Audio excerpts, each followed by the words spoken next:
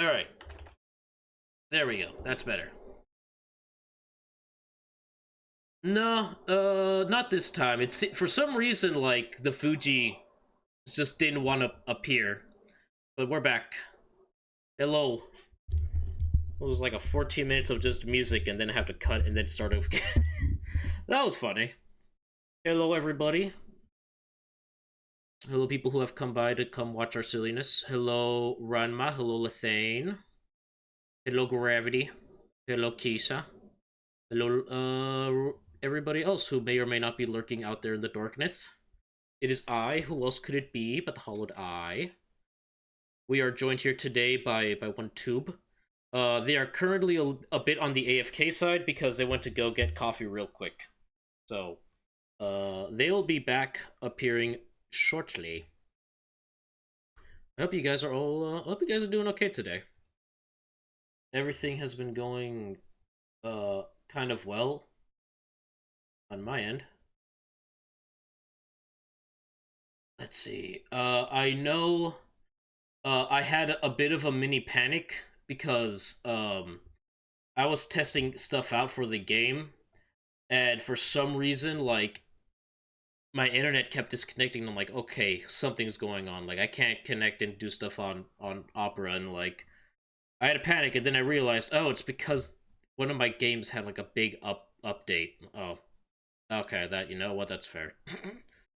So that was fine. Otherwise, if you haven't been here since our the great disconnect of 24, uh we've been going through a lot of things to like put things together. We've tried just about everything outside of calling our ISP until we realized that basically our coaxial cables, I believe that's what they're called, that we have out there that are connected to basically gives us internet. Yeah, that stuff was just kind of old and rusted over and honestly needed to be cleaned. So we had to go kind of take care of those. There was like like a bandwidth limiter or like a upload limiter of some kind that basically was not screwed in all the way. So we managed to kind of put that together.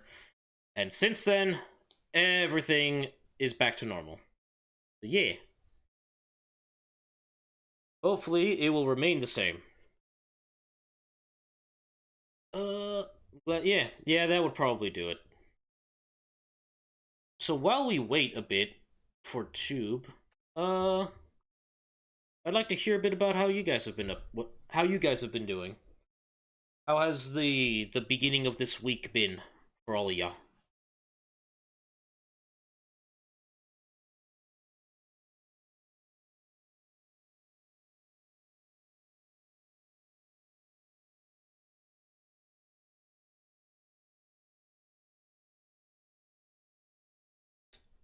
God has sought to struck you down again. Hmm. What what crime could one possibly make? Enjoyable light novel last night, then got sad because it ended. You know what? That's fair. Yes, Lethane, we be back. Let me. I want to grab something real quick, actually.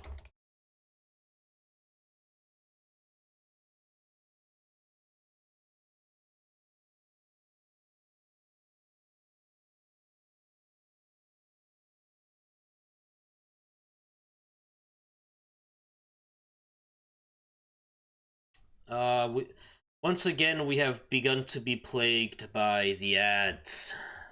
But that's fine. Eh, it's just par for the course because it's YouTube and their new policies. Alright, I'm trying to make sure that that's ready. Kind of want to get this ready. Ah, welcome Stream Elements. I see you've decided to join us.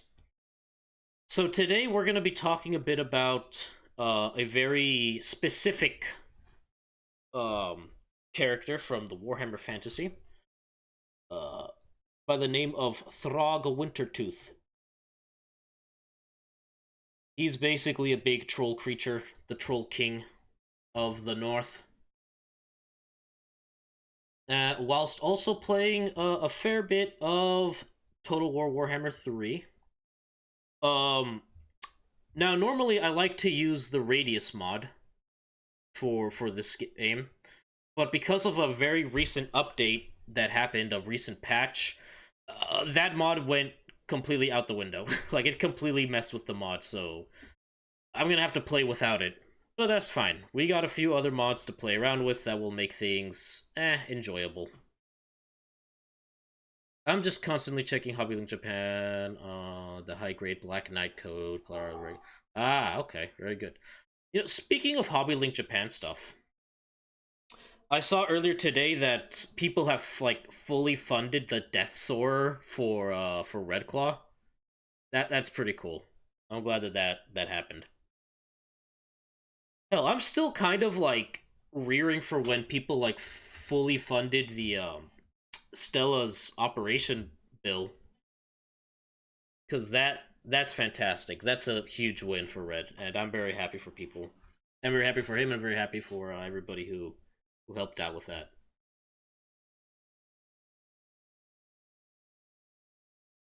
Let's see. I have okay. I don't know if it's because I'm a glutton for punishment or because I kind of want. I feel like it'd be fun content to make. I kind of so for those who don't know, I already own a Death Stinger model kit. It's a Zoid, basically big powerful Death Machine Scorpion mech. Um, I own basically a increased like a size, an upscaled variant of one that you can find right now from Kotobukiya. But I kind of want to get the Kotobukiya version just to like have something to build for you guys for a stream someday. Plus, I like it. It's one of my favorite Zoids. Yes, you heard correctly. Them Zoids. You know what? In fact, here, come on. We'll get to this in a second. Yes, we are.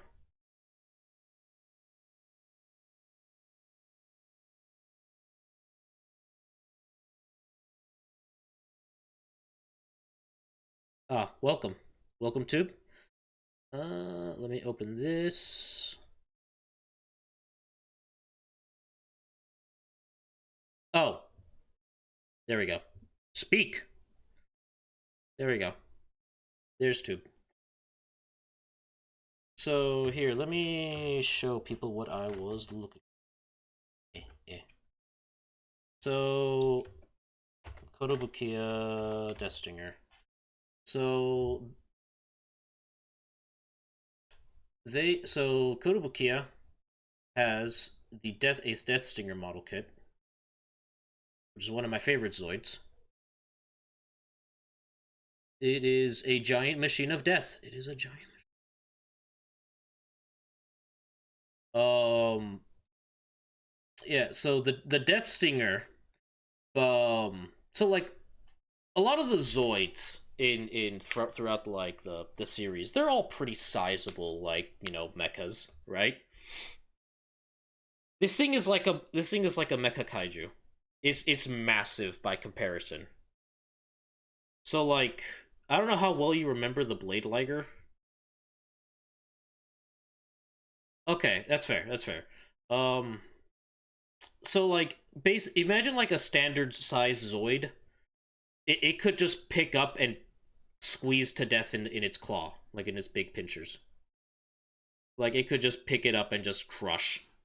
Like it's this thing is basically a walking death machine, as the name Death Singer implies.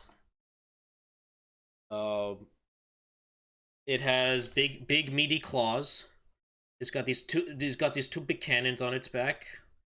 Uh, the main star of the show is the Stinger because it's basically an anti everything gun. It just basically shoots this like ion beam that just basically lightsabers its way through objects. It is a terrifying thing. Yeah. I really like this thing. However, the reason why I was like I'm hesitant about it is because I technically already have one.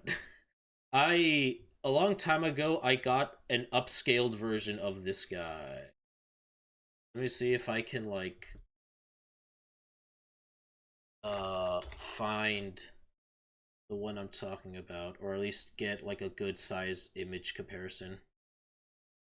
Okay, so open image in new tab. This is technically the one I have. I have. You know what? Here, why don't I just do this? Eh, eh.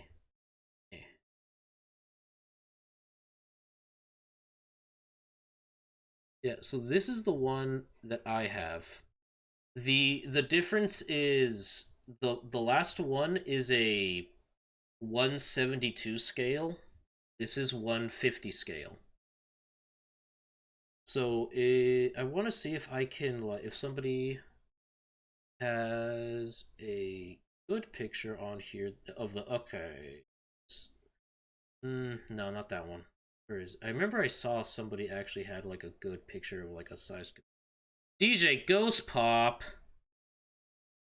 friend Ghost Pop, what are you doing in here? Hello Raiders. Hello friends. Uh, hello DJ. Hope you had an excellent time. I hope you had a good uh yeah good time playing the whatchamacallit Ark Survival. She was playing Ark at the Ark Survival League. Well, oops, nope, not that button. It's shout out. Oh my god, DJ. I can't fucking brain there. Oh, the Blood Moon crashed the game. Oh. Yeah, she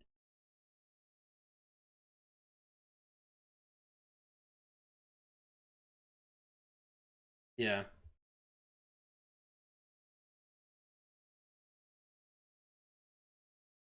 Um oh, you got to yeah, I'd imagine. Oh, here. Okay, you know what? This is a decent enough image comparison of like the difference in size basically. What's up?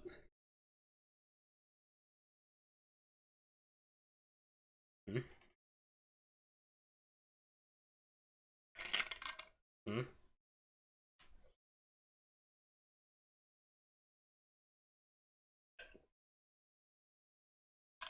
I wouldn't be surprised.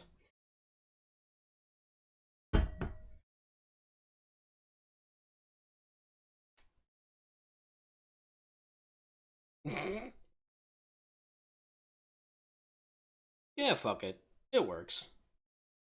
Like, you know what? It works. It works. Yeah, it's just a bunch of legs. Put them together. Um. Yeah, no, this thing is so fucking massive though. Like, yeah, no. I have this. Unfortunately, I no longer have the space for it, so I had to put them in a box. Uh.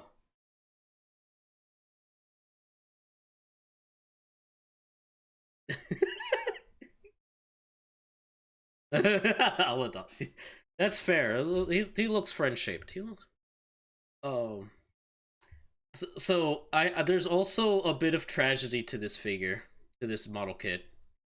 Um, I thought I had finished putting it together, and I threw away all of the runners. It is missing one of these like I guess little pins, little piston things of the joints. It's missing one of those, and I'm just sitting there like, wow, I've I fucked up. It's missing this one piece, and technically if you don't even know it's there, you're not gonna notice it. But I know it's there, and it's just gonna bother me for the rest of my life. And it's just I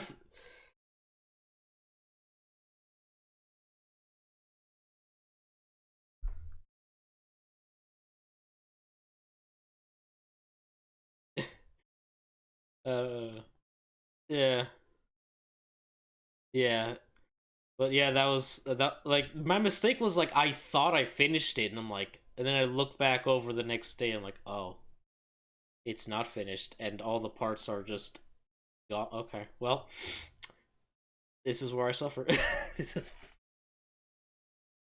yeah, no, that bothers me immensely. So part of me wants to be redeemed and get one of the smaller versions.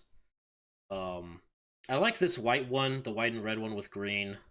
I might consider getting that one, but I also just like the classic.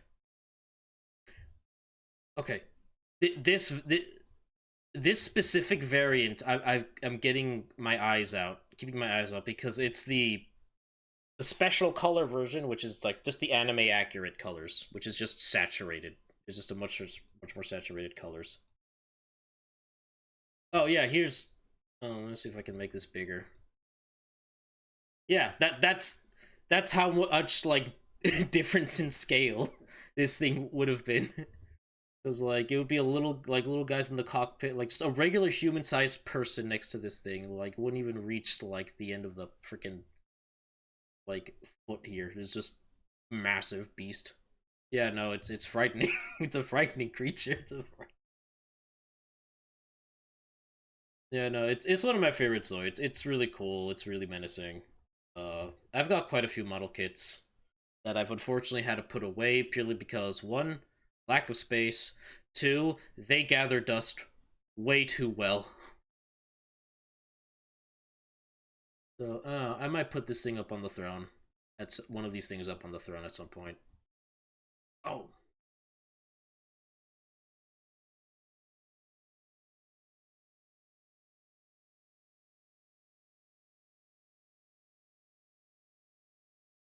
yeah,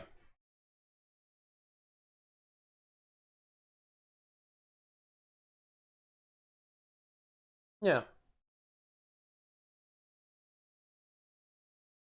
Well, it is a hobby.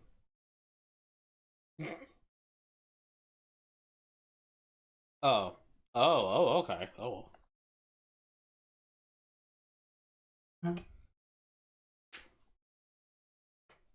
Saku? Yeah,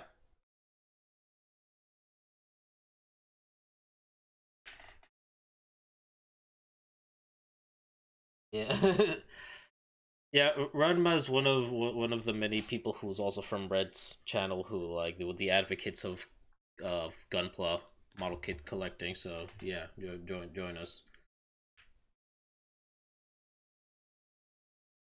Yeah, the Zaku's are really cool.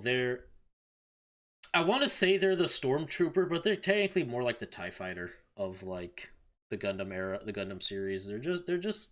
They're meant to be throwaway goons that you don't think about or care about because they're the bad guys. But for somehow, some way, they have like a much bigger following and just a lot of care because people love these things.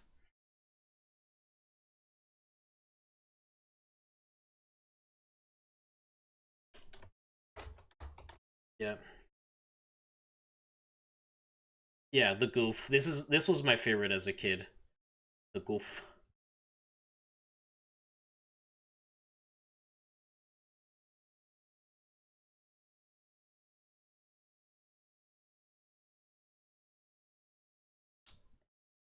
Yeah,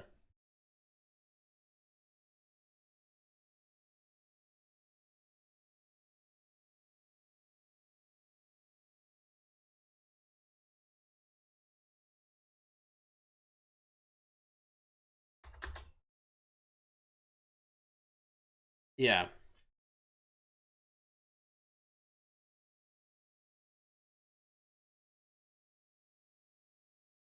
yeah. It's a soldier with like breathing apparatus and like the mono eye provides a great amount of expression, which is what gets people interested because it's like, oh, it moves, it like looks around because like yeah, you have the protagonist Gundam with like, oh cool, like action toy, like I'm the good guy, but like it's just a single stoic face versus like something that has a movable eye.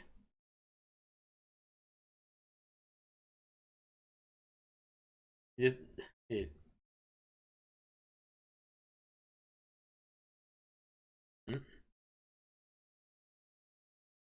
Yeah. Mm. Yep.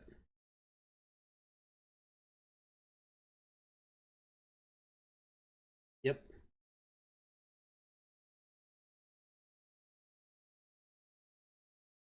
Yeah. Yeah. Uh, this is one of my favorites. I love this guy. I had a toy of this guy. I had this toy of him as a kid. Um, I have I have this model kit for it as well. It's such a cool, like, it's a really cool and fascinating design because like in the anime itself, like this was the antagonists were basically changing up their game plan of how they were approaching like their the war basically, that they started to produce amphibious mobile suits, basically amphibious mechs, and this was one of the first ones that legitimately succeeded because it had this round, hydrodynamic shape. It had an intake of ocean water, which cools it off really quickly. Uh, and then it continued a trend of all the amphibious mobile suits of having these hands, as you can see, these fucking claws. It just, yeah, it continued to have these giant claws, the iron nails as they're called. But like, I literally just keep joking like how the one trait that continued throughout this line is just giving like the protags a serving of D's hands. Of just fucking slapping them the fuck around with these things. All right. Before we go too far off topic, this is what I was talking about because we were talking about Killer Croc stuff earlier. So I want to show this cutscene real quick. So this is after the your last encounter um with Scarecrow, basically. And you go and you find him out in the sewers about to commit evil. MacGuffin is a plant. Poison Ivy's like, you want the MacGuffin? Yeah, it's in the sewers. Okay.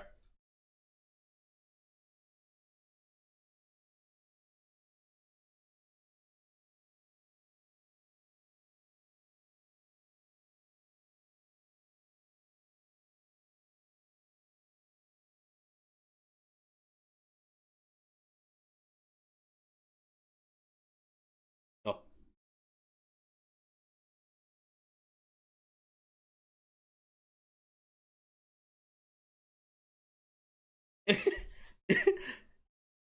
Yeah, no, no, like I mean it. I literally meant it. Like he just fucking gets them. He just it is great. Yeah, like so this is basically more or less like I guess the boss encounter, quote unquote, for Croc.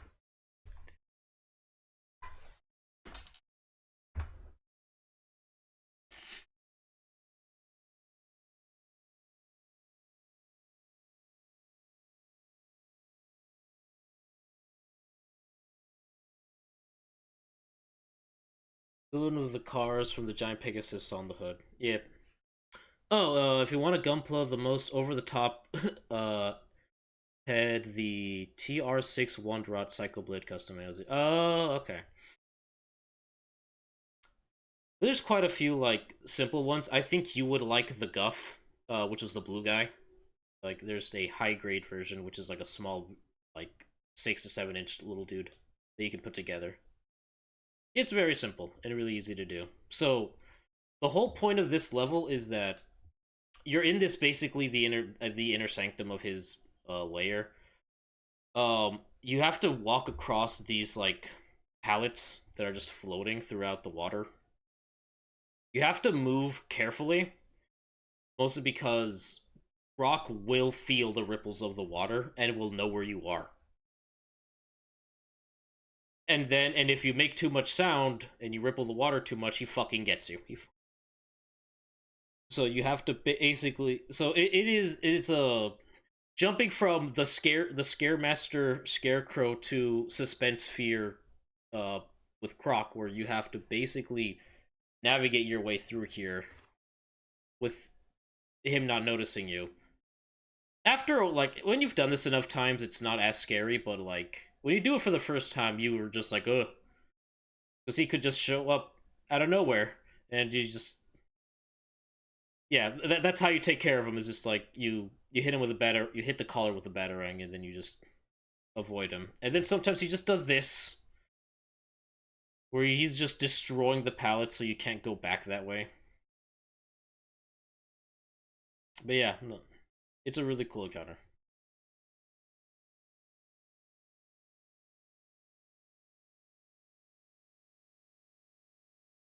Hmm?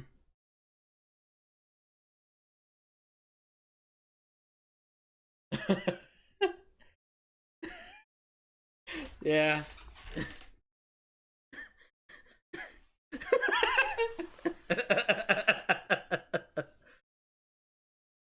Oh, that's fucking great. Yeah, no, like, um, it's great. The way they do Killer Croc in these games has been pretty cool. Um, because they in the last one they play into his condition of the more I guess trauma, physical and emotional, whatever that he goes through, his mutation worsens. So eventually, like in the last game, he got worse. It was yep, yeah,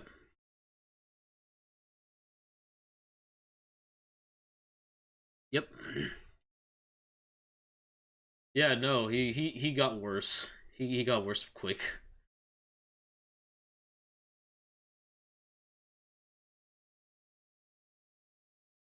Yeah. All right.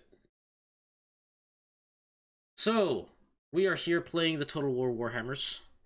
Um, there was a mod that I was gonna use to make it go a little faster, but it's fine. I don't need it. But suffice it to say, we're gonna be kind of talking a bit about Throg, this guy, is this fella. No, I'll eat him later. um, his gameplay is pretty neat. Um, there was a mod that I was using. Actually, it's one of the mods that I'm using right now that allows me to play as him in what's called Realms of Chaos, which is I would say the I guess the current like campaign, the current like story, where basically your factions, um, for one reason or another, have to enter the Realms of Chaos for the means of getting the MacGuffin. But because he's not one of the primary factions that are meant for the story game, he can't go into the portals. So I'm like, oh, that's dumb.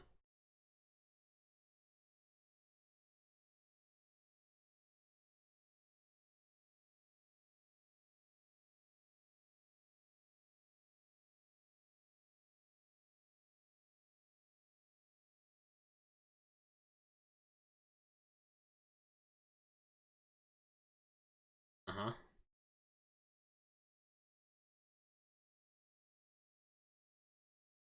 Yeah.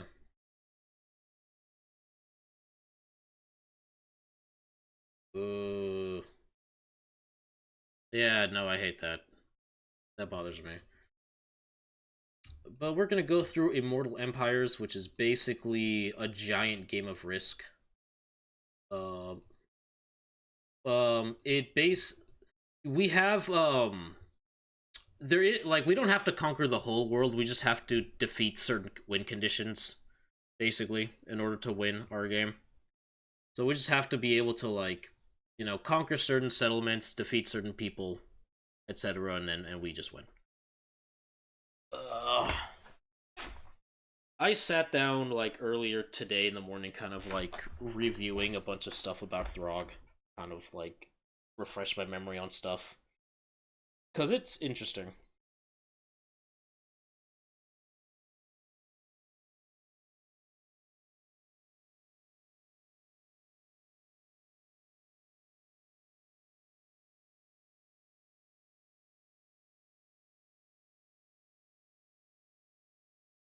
Yes.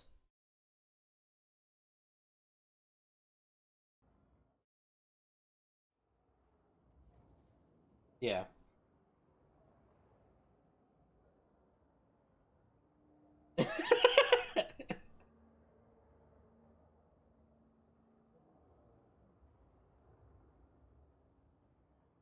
I'm sorry, but the time is now. Now is the time, Tube. Um, Throg is a character that like I discovered through this game because like I was like just looking through like okay what other factions are there because like I was very like focused on the Lizardmen because I really liked the Lizardmen. Like, fucking for those who don't, the obvious joke that like Hollow really likes being a giant frightening reptile, of course. The because they're really cool. I'm like, okay, there's got to be like other like kind of cool monstrous like factions in this game. And one of the next ones I discover was like because like for I had a like an interest in just trolls at the time of just like looking up troll stuff, and I eventually discover like what is this guy, this fucking big giant dude with the fangs and the teeth and just carrying a dude in his arm in his hand, like oh okay. uh then I like okay how do well, okay so he is a guy, how do I play as him? He's DLC from the first game. Ah fuck, okay, I gotta go get the DLC from the first. And then like uh it was eventually worth it because like I also just now had a reason to play a chaos adjacent uh character, that because my best friend is a chaos player and his favorite person to play as is Archaon, so I'm like oh now I have a dude to play with you. Sweet. um so from then on I just started to like I didn't think too much about it until I started like just reading more into Throg, and I'm like oh okay, this is interesting, this is kind of cool.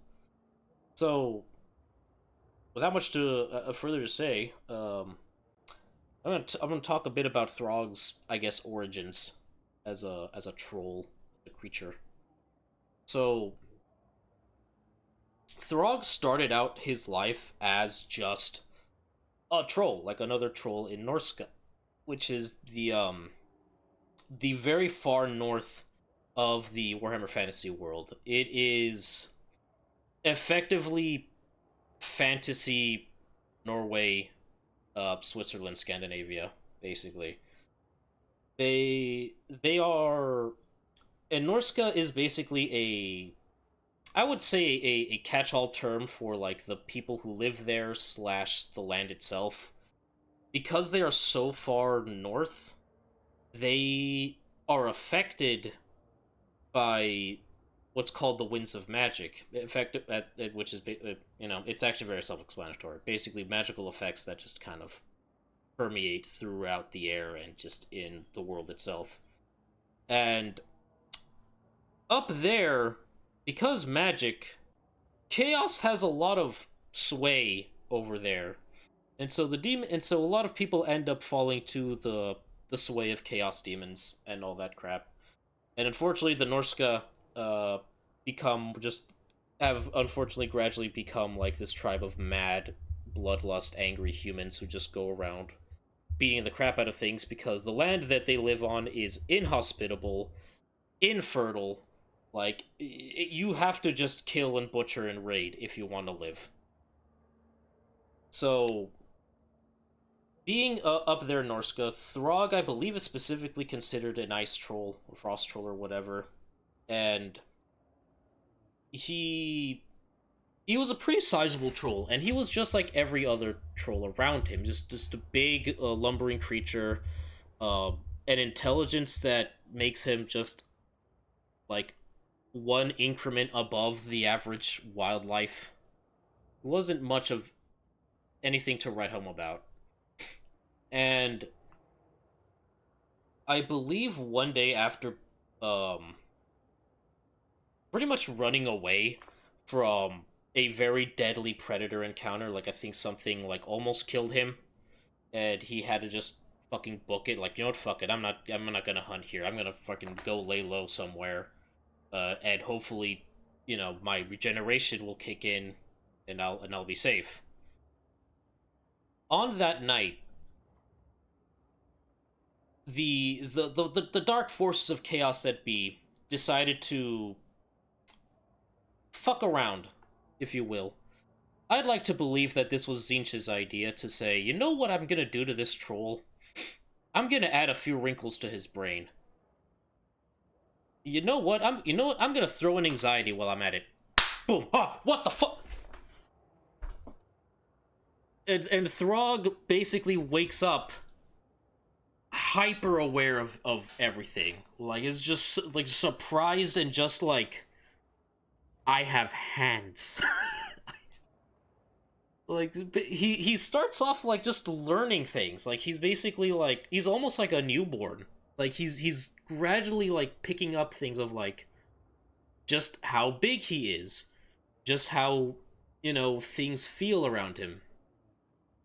And he has this like new degree of awareness of like, oh, that's a road, that makes sense. You go from place A to place B with things not affecting you. Oh, that's cool. Okay, he's starting to learn things, and he starts using this his advanced intelligence just to be a bit more proficient at hunting, to get himself like a better area to just live in. Um, and eventually starts to notice that uh the other trolls are not like him. He tries to communicate to them in like other means, and they're just like So so he's just like, oh, I see. Okay, this is all right. So that's something that's going to be stuck in the back of his head for like years to come. But he also starts to notice that the trolls start to like follow him. They kind of like listen to him. They kind of do things with him. He's like, oh, wait a minute, I have an idea. So one day he decides that, you know what? I want more things.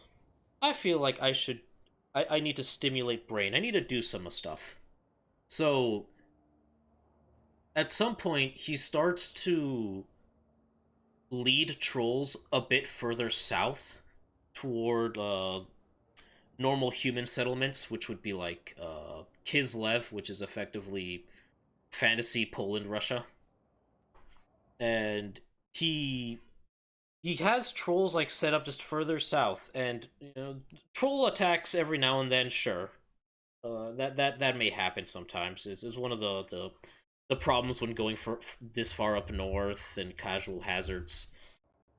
One day, there was just like an entire gaggle of trolls that just comes and raids a caravan.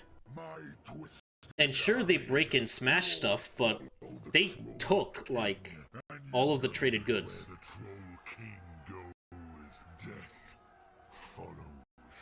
Oh yeah, we have Throg speaking things into our ears. Hello, Throg. Yeah, I understand. So this happens once, and then this happens twice, and after a while, it's like, okay, what's going on up there? And Throg kind of kept doing this for a while because, like, he gradually started to realize that, one, he started to pick up on human language. He started to pick up on what people are saying and how humans talk. Two, he started to pick up kind of how humans think about things. And he realizes that as of right now, an organized gang of trolls taking and destroying things, like with a sizable degree of efficiency, no one is gonna believe that. Not a single person will hear that and be like, that makes sense. No, nobody believes that because everybody thinks that trolls are just big dumb creatures that just live in the mountain. And he just gets away with these crimes. He just gets away with just beating the crap out of people and taking their stuff. Yeah.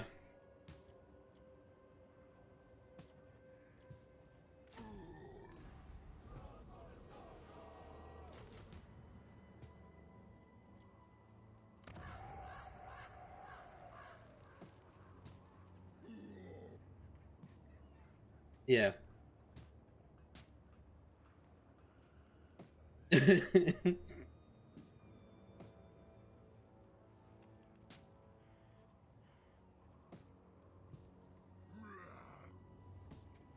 Yeah. Hmm.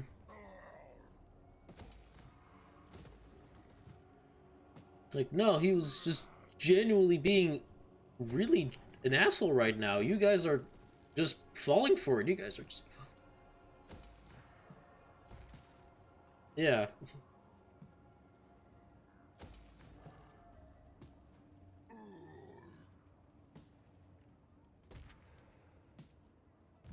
Like nobody believed that. And so, like, but, like, after a while, the humans are like, okay, something's fucking going on up there. Right? Like, there's something going on. And eventually they start, like, investigating and sending people.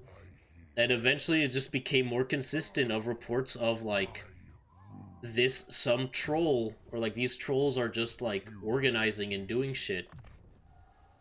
And that's when, life began to change for Throg, basically. From there on out, like the rest of his early is just pretty much like the early stories of like of how he gradually became the Wintertooth. Or actually, so okay, after he like has basically established himself as a troll kingpin, basically, um, he he realized, like, you know what, I like some of these fancy stuff that humans got going on. You know what, they got some neat drip, the guys down further south. They're weak as shit, but they make some cool stuff. um he finds a giant cavern, which is actually on the map that I have to get. It's one of my win conditions, which becomes the becomes from then. Well, okay, so he finds this giant cavern. He goes inside and he realizes that, wow, this place is like a natural maze of ice. It's not too complicated. Like, I could go in through here pretty well. If you're just using your eyes to look through stuff, like most other like races do, you'll probably get lost. But I know where to go. He finds this giant boulder in the middle and is like, huh, I got an idea. He just starts beating into this rock with his fists until it kind of looks like a throne. And he's like, "I'm gonna sit here. This is this is my chair now." Uh, and it became known as the layer of the ice, the layer of the Troll King, basically the layer. Lord of the monstrous horde. Uh, oh, we're lagging a bit here. Oh, we're lagging. Me, do. Let me change up the graphics a bit here. Actually, I'm just gonna put everything to low. Fuck it. I'm just gonna.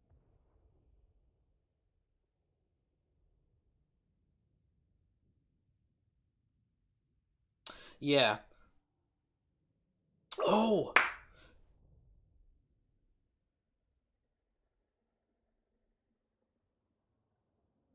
Yeah.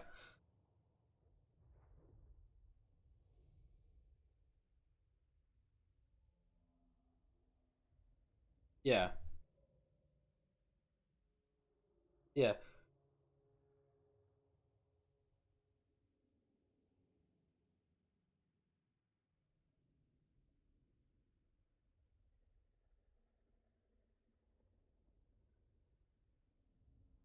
Yeah. So, do you know like why he was named Wintertooth? So in this part of the story, what happens is that he during winter, uh, he would organize these ambushes throughout like caravan trade routes or just attacking settlements where they would basically just wait for like blizzards to pass by. And during this time there was these basically like in this part of the world, like hail comes down pretty hard, but they're sharp, like just slices, like sharp bits of ice that just come down, that just fillet through flesh. And for trolls up here, it's just rain. So he just waits. So he and his basically his gang of trolls just wait for the blizzards to pass in, so people are just like inside, not like avoiding everything, and then they just come in and burst through everything and take shit. And yeah, he was then given the surname, the epithet of Wintertooth. Uh, so remember how the Dark Gods were like, let's make him smart. They added more. They added so they did more.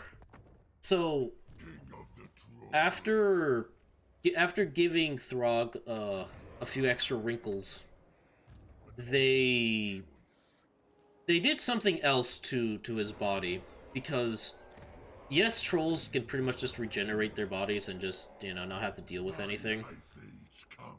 But after taking a certain amount, let's say like you strike a pretty mortal blow.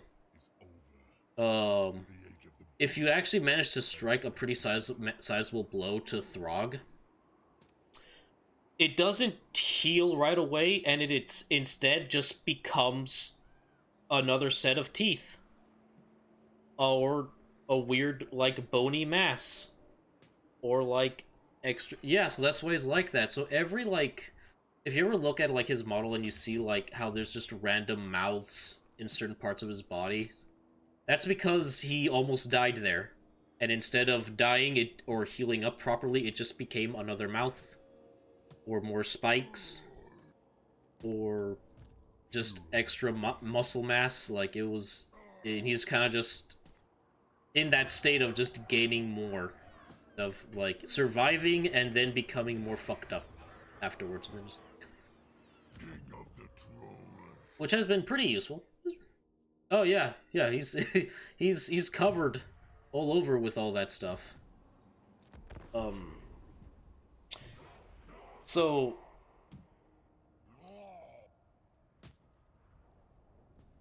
yeah, cool. Uh, yeah, no, it's freaky. What's what's fascinating about the Wintertooth, the Winter Crown, uh, story is that because by this time, yeah, like people like he was getting a reputation of there's a monster up there, go kill it.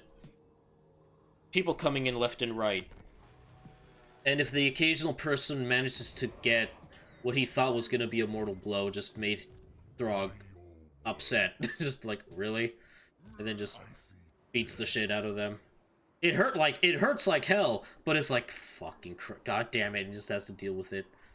Um, but what ends up happening is that nobody really knows who this person was, but just this person with a crown comes in.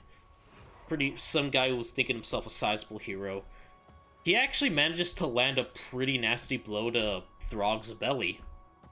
Throg did not like that, and just drops the hammer on him. And he then became paste. um, but he dropped. Yeah, and then he takes the crown. It's like, oh, I like this. Just puts it on his tooth, and for some reason, the crown seems to give Throg some pretty interesting powers. Yeah, the crown actually gave him some interesting powers. I don't remember if they really explained if it's a mix of himself and the crown. But basically, with the crown gives Throg the ability to, like, directly communicate and, like, influence the beasts of the land. Like, actually, like, properly kind of communicate with them a lot better, to just talk to like all these like monsters and creatures, which helps him basically uh control a lot of big creatures that most people up here in the north would have a hard time dealing with. Okay, I'm at, you know what, I'm gonna close out this because this is getting to be laggy, and I feel like that might solve the issue. um but yeah, the crown gives him that ability to do that. So now he's able to pretty much just do something that most people, yeah, wouldn't even be able to do. And so because of that, he starts gaining influence and power within Norska, and he just starts taking over areas. And suddenly he's like, suddenly there's just a herd of mammoths that just appears and just stomps your village. There's just like, wow, why are there like 30 wolves outside my door? Like he goes around and of course, yeah, his influence over other trolls like starts to bring them to him. Like they all just start naturally approaching Throg and he's just able to just guide them. And at this point Throg basically becomes what I like to affectionately call a troll version of Caesar from Planet of the Apes, where he's basically just leading all of these trolls because suddenly these dumb dim-witted trolls suddenly have lost their fear and sometimes and in some cases their slow wit because Throg is just with them, because like he's basically, because hell this is actually represented pretty well in the game too. Let me, so yeah. Hmm?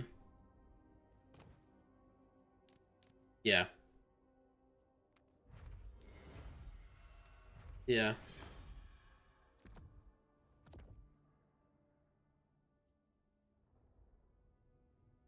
Yeah.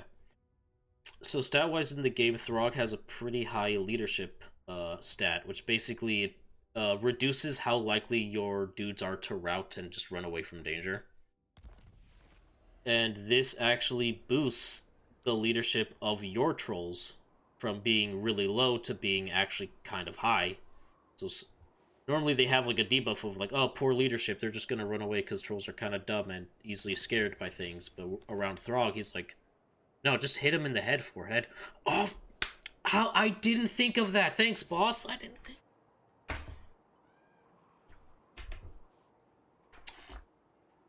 Um.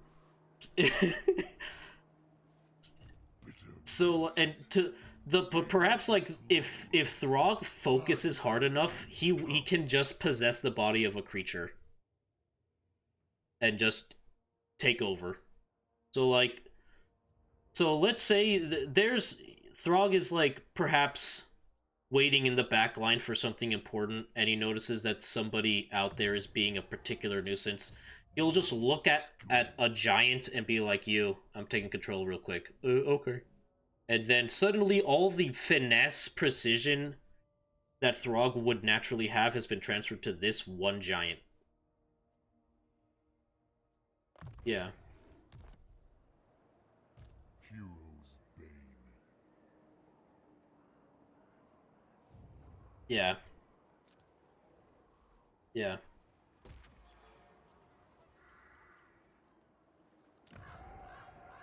Yeah.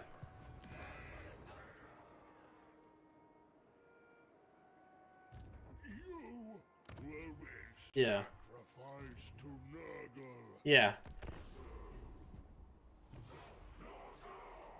Oh yeah, no, Throg accomplishes some fascinating stuff.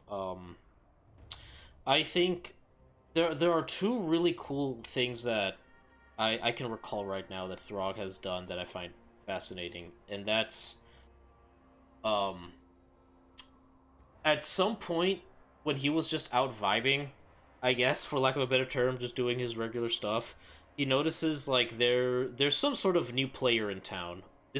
Some big necromancer lady from south is just trying to like build herself up further north and thinks she's tough shit. And Throg doesn't like how there's just a whole lot of death The age of the beast. everywhere, and it kind of fucks with, any Lord sort of the of game monstrous that they horde. may want to hunt and sustain themselves with. And he's like, yeah, you're gonna have to go. So he takes the trolls that he has with him and a few other monsters, and basically march out to pretty much fight an army of the dead.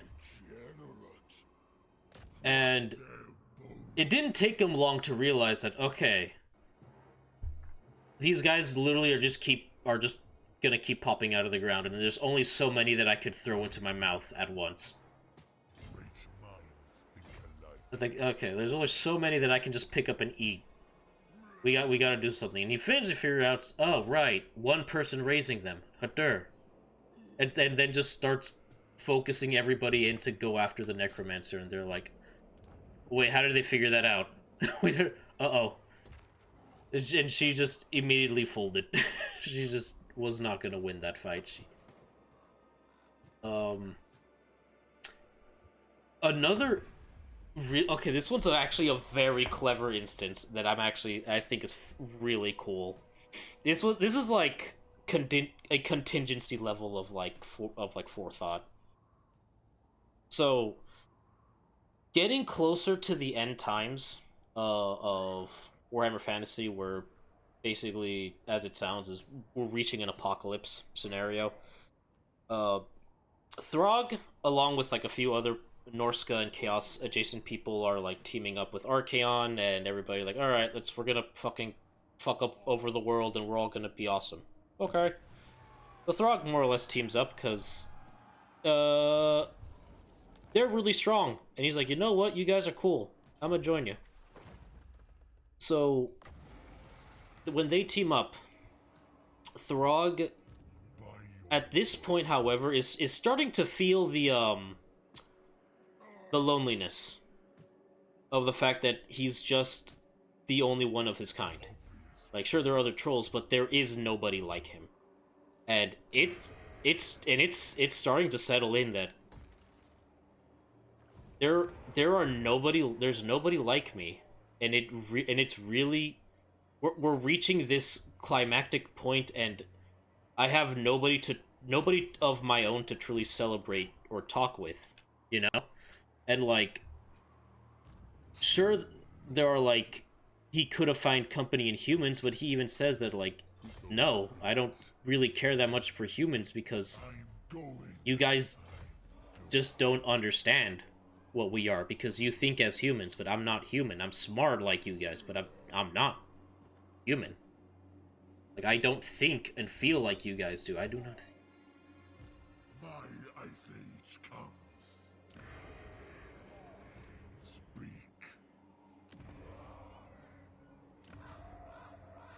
Yeah. Hero flesh. What? Yeah. Winter tooth.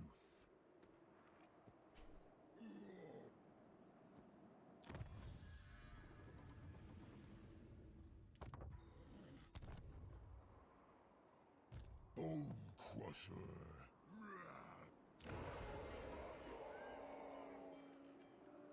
Yeah. Yeah.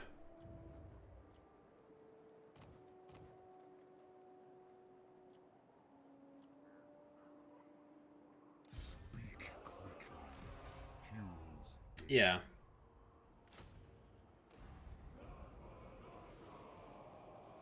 King of the trolls. Yeah.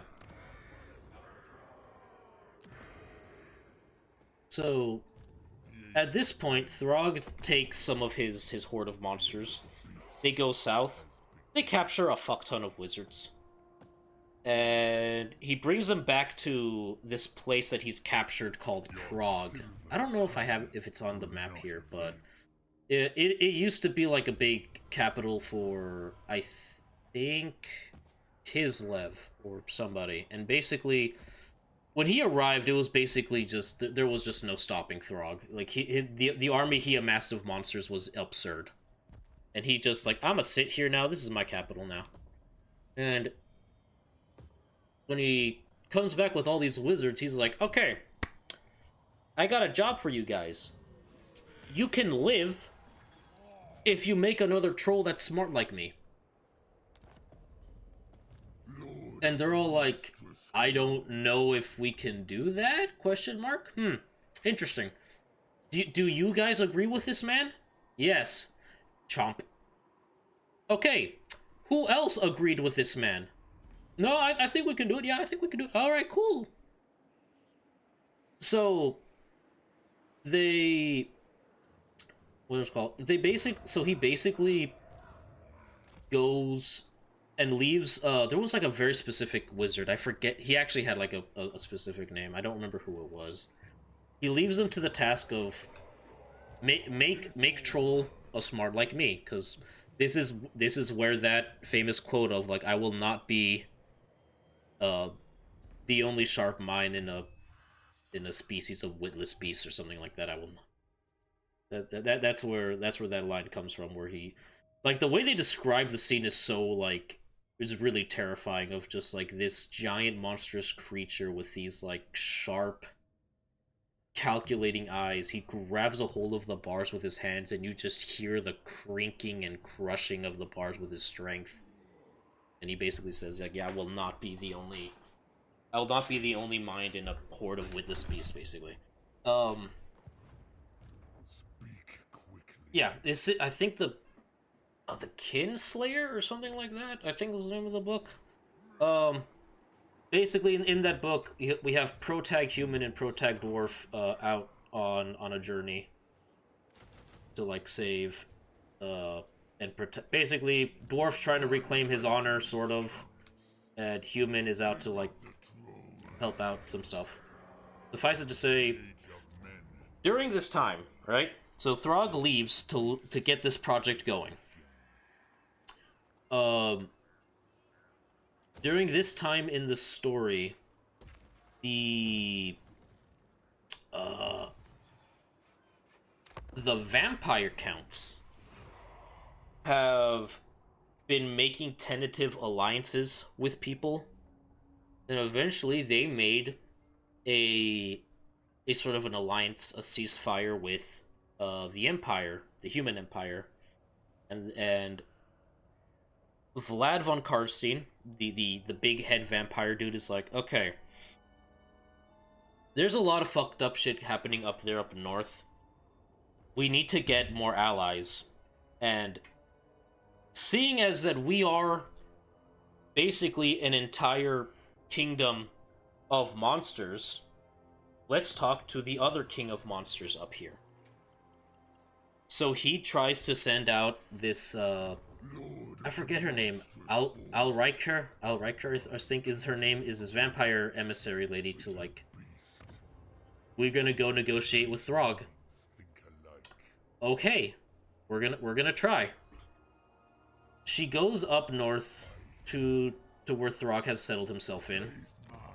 and Troll. she basically starts to negotiate with Throg. Of look, shit is getting fucked up. We can tell you don't exactly like being told what to do by Archaon and some of the other guys. You're a big, awesome troll dude. Why not come join us? We're vampires. We kind of know what we're talking about when it comes to like dealing with what would be your prey working alongside you. If you join us, we're gonna leave you guys up there alone till you can have your own little empire of monsters and whatnot, and you won't have to hear or bother from us ever again. Throg, uh, seeing this as a sign of weakness, of like, wow, these guys are so desperate that they're going to try to get me to help them because they know I'm really strong and I will rip their shit in, and they're definitely really fucking weak and small, and I don't like dealing with weak people. Yeah, and he gives it a big fat no. Like, you know what? No. No, I will not help you guys, because clearly you're just doing this because y'all are desperate. Um, Deciding to be the bastard that he is, uh, he manages to basically, I guess, capture or detain this vampire lady, but not before throwing a random troll he had into the cell with her. Age comes. Why does he do this, you may ask? Well, it's simple. She is vampire. What do vampires need to survive? Yes, blood. Very good. By your word. She hasn't really eaten a whole lot, mostly because for some reason vampires, The age of men. despite needing blood in general, there's something special about blood from certain things, and she's kind of, I guess, run out of her human cattle supply, Death. and she's stuck in this cell with a troll. And Throg knows that sooner or later she's gonna give in. She has to if she wants to live. And he leaves that cooking for a while. He goes about his day doing normal stuff. So we have one pet project in the work, one trapped vampire with who's looking a little emaciated, little peckish, if you will. At this point, the plot continues. Protags arrive, do protag things. They end up like fighting their way up to Throg, and it's an uphill battle. Like they're having a hard time like actually like fighting Throg, and at some point, I don't know. First, they have to actually get to Throg, and it's like I said, it's an uphill battle. But at some point, I think it's the human. No, it's the dwarf character. I think who basically calls out Throg of like 1v1 me, bitch, and he's like, okay. It's a dwarf character. I think it's the dwarf character. And he goes, okay, but he doesn't actually show up alone. He has like a few other trolls with him. And he basically just he lets them he just lets the trolls go at him. Like he's like, I don't fucking care. And at this point, something weird happens. Throg starts to bleed out of his nose and mouth. And there's just an intense pain that happens to him. And the trolls that he had with him as like his little buddies, they just die. They immediately just plop over dead. And he's like, okay. He's like, what the fuck happened? And he starts to piece it together a bit by himself. He told this wizard buddy to make his smart troll companion happen no matter the cost. Unfortunately, he didn't stick to consider that the cost would be every single troll other than himself would have to die for this to work. He just lost all of the trolls that he had in this like tower that he has like protecting himself and shit. The majority of his forces gone now. And he's like, oh.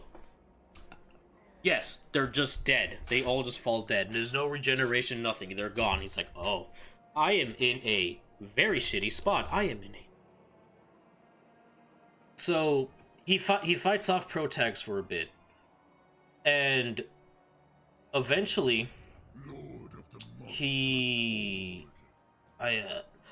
excuse me. He makes it all the way. No. So he instead of like prolonging the fight, because he's not gonna win this. He doesn't have the numbers. He doesn't have the means to back this up. He basically releases the vampire emissary that he had imprisoned, and she had finally succumbed and drank the troll blood, and because of that, she has mutated and warped into a more weird, monstrous vampire creature. Not even like a Geist or Ghoul, however, like the other monster vampire types are like. She's just this wretched creature. And with the Wintertooth crown, she takes control of her and says, go kill them. Go kill these people who were probably here to save you. Like, oh, okay. And he leaves, and they're just fighting this vampire person, and he just kind of goes.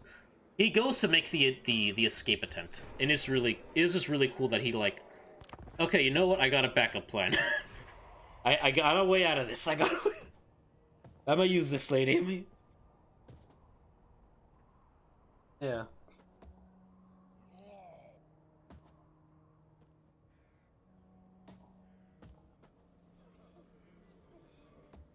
Yeah. No, they saw him after this. So before he makes like a full escape, he has one more like fight between human and dwarf character. Um, and at this point, like they actually start to get the best of Throg, and he's weakened. He's not feeling as good as he used to be because of what just happened with the ritual. And he's like, "All right, you know what? You guys have proven that you are strong and cool. This vampire lady gave me the offer to basically join the Empire, change things. I don't really like being here with these fucking guys telling me what to do. Let's make a deal." They kind of spit in his face and say, "You're a giant monstrous thing. Nobody's gonna fucking care about what you have to say." He's like, "Ah, you pulled the racist card. Okay, I see what it is. I see." Fucking like, I think he collapses the entire floor on them, and then he just leaves.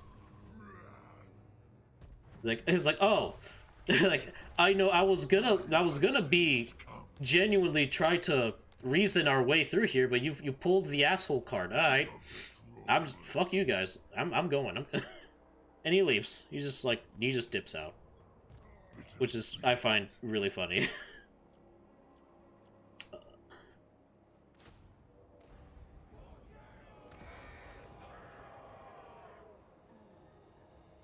Like, you know what? No, you guys could go fuck off. I'm out of here. You guys can go. What's really great of basically what happens after. He ends up leaving completely. He regroups with like Archaon and a lot of the other Chaos Warrior leaders. Is like, so they re-strategize their plan of like how they're going to like go about this, right? So Archaon tells Throg, all right, you and Sigvald, who is a Slanesh warrior, yeah, like you guys, I need you guys to go take care of some shit we have going on in the southwest. Uh, grab a hold of this settlement, get this fort. We're gonna need it. I know you guys can do it together. Just go team. Sigvald, being the pompous, arrogant femboy asshole that he is like, working with giant, strong, ferocious, muscular troll man. If only I was a monster fucker, but I am not.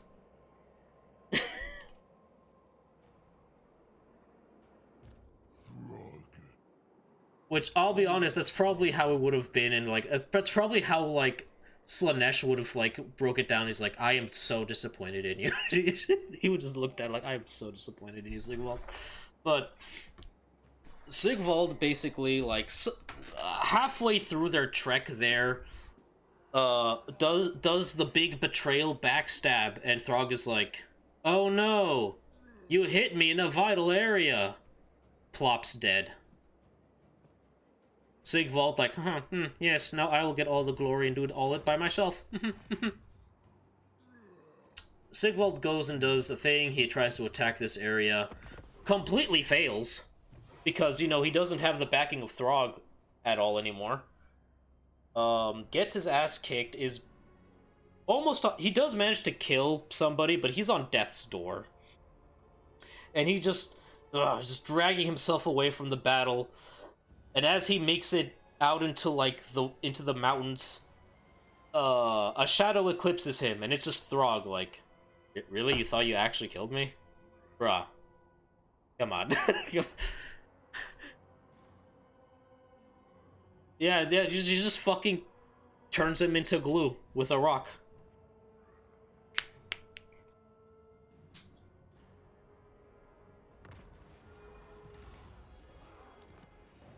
A quest has been issued, mighty lord. A great adventure beckons. Be wary, though. Oh yeah. The potential rewards are great.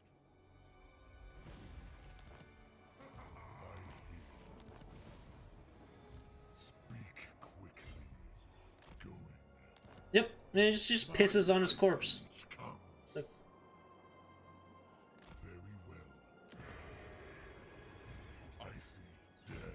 It's like, whoa, hold on, what are you reading? What have you been reading to? Like, hello? Like, but yeah, no, and then he just fucking walks off like a Chad, like, yep, I'm back and I'm doing stuff, only to realize that Archeon is kind of pissed off that he kind of killed somebody that was kind of important. He's like, okay, you know what, whatever, I don't care. Archeon's just like rubbing his forehead, like, I don't care. Okay, this is fucking dumb. Now I don't remember how the rest of this happens.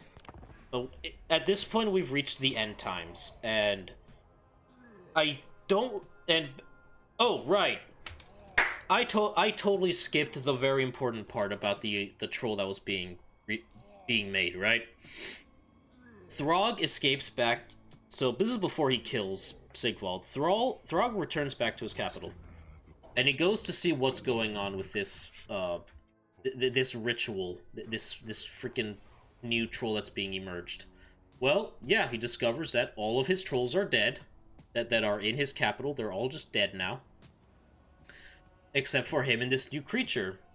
And it comes out to life, and yes, it has like intelligence. It has the capacity to learn and think, beyond what it has, but it's virtually just an infant. It's just like how he was at the very beginning.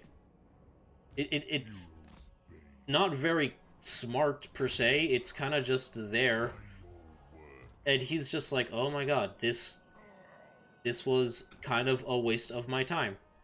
Like, this is what I wanted, and what I got was basically something that I still can't even have a real conversation with. He kills this creature, and then he kills the wizard. And at that moment, he just realized, you know what? Maybe I should just accept and be happy that I am unique, and that there's no one else like me.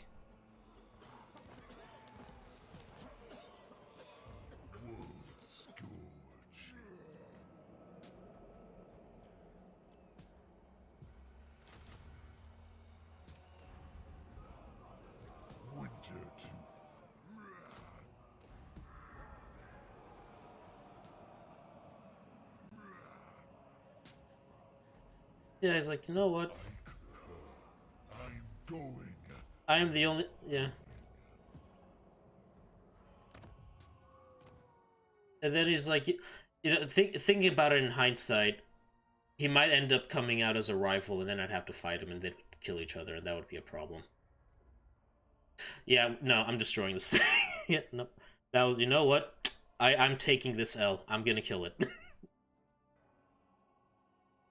But yeah. Yeah, no, that's how that came out, and it's... So, okay, this last part is the part that, well, nobody really likes, because in the end times, everybody dies. Basically, everyone dies. And unfortunately, so does Throg. And thankfully, Throg at least gets the honor of having an on-screen death. So I don't remember how this breaks down. If Throg just got tired of all this shit and stopped listening to Archeon and everybody, and Archeon has just had enough and is like, you know what, I don't need you fucks anymore. I got a whole lot of Demon's Gold coming in here. Y'all are just fucking useless to me. And Throg, refusing to listen to shit, squares up with Archeon for a bit, but their fight is immediately stopped, by one of the Chaos Warlords named, I believe, Kolek is his name. Kolek the Sun Eater. He is a very specific type of creature called a Dragon Ogre. They are fucking terrifying because they are, imagine like this weird, they have like a centaur body plan, right? The lower half is a little more reptilian, the dragon part, and then the upper half kind of humanoid, monstrous kind of humanoid shape. Dragon ogres are these weird mutants that, much like certain living creatures, they technically don't stop growing after a certain period. And Kolek is basically, I think at this point, he's like, I think reaching 40 meters tall. He's becoming a kaiju, basically. And he just squares and Kolek basically comes in and actually fights Throg, and Throg holds his own for a bit until Kolek pulls the reversal and fucking grabs Throg. And I think Throg had like a few like last words to say. I just don't remember what it was before he himself is on the receiving end of a giant hammer.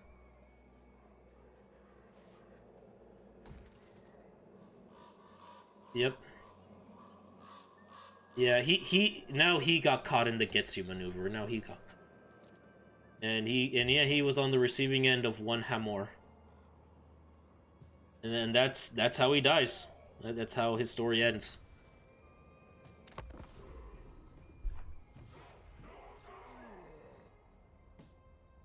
Yeah.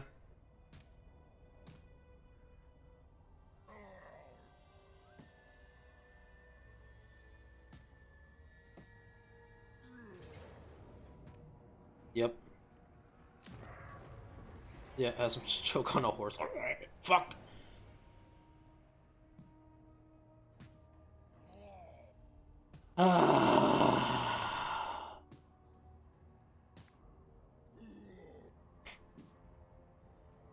I. Uh. Yeah, like no. That was dumb. Yep.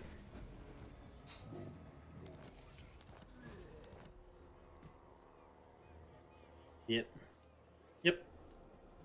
He just dies. Then now Special Blorbo can take over. And everybody will be happy. And everybody... Rip them apart. I rule. Throg. An obvious choice. Great minds think alike. Yeah. I see death. Ugh. Ugh. Yeah.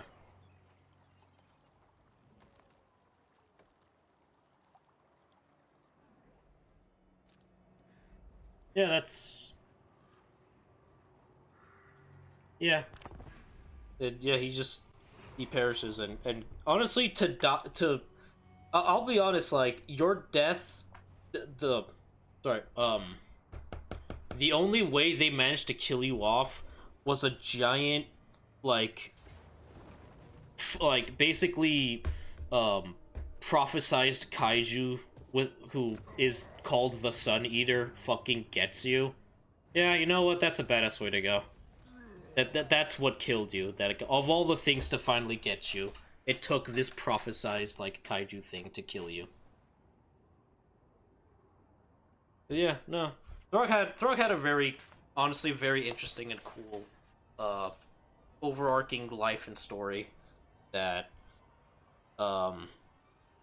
is interesting to break down. Like the way he was written by different people was very, because like some of the writers treated him with like a better degree of intelligence. Others kind of treated him as like at least human kind of smart, and others have treated him as just like smart for a troll, which means he kind of speak a bit monosyllabic at times. He speak. Disorder. The feast begins.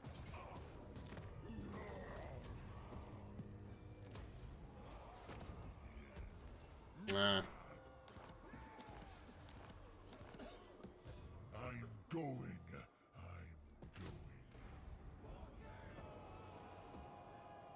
yeah. Age of men is over. Yes. There have been of several authors that just kind of just wrote it all very inconsistently, and it just didn't work out. and it painted a very confusing character that people weren't really sure how they actually were like, and so it was weird. It was a very weird time. Lord of the monstrous horde. Mm-hmm.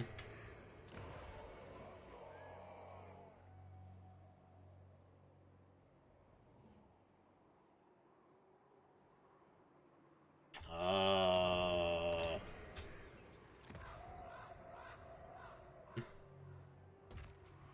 yeah, Throg. No, sorry, Trundle. Yeah, Trundle. Yep. Grows.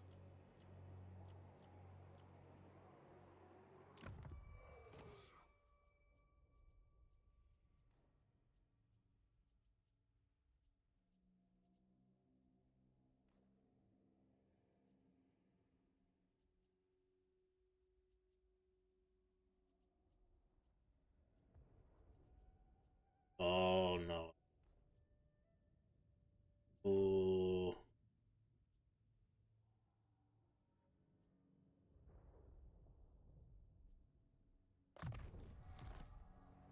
King of the Yeah. trolls. I rule. Yeah. Speak. Yeah.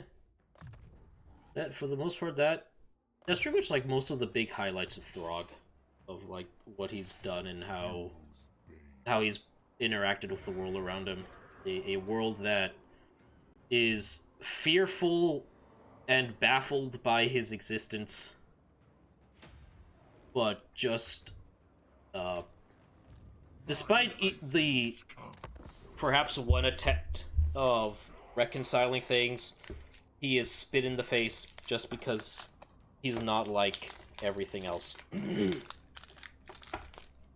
He's too inhuman, I suppose, to From my coexist with in a peaceful capacity, which is a tragedy.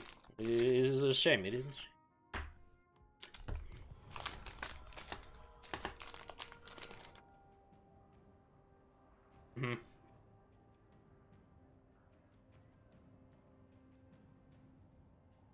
Mm-hmm. Mm.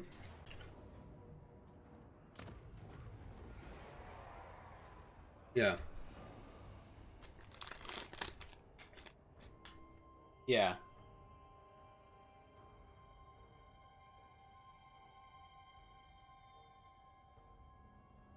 your silver tongue will not avail you.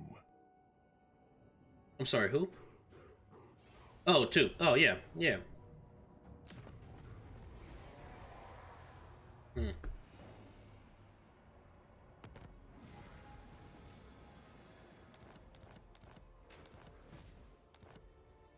The age of men is over. Yeah. The age of the beast has begun. Hmm. Yeah. I rule Yeah, just yeah, how, trolls. how different things Speak quick. can be discarded because Winter they aren't to fully understood yet. And sometimes people just don't want to even try to understand. trolls. Yeah. Yeah.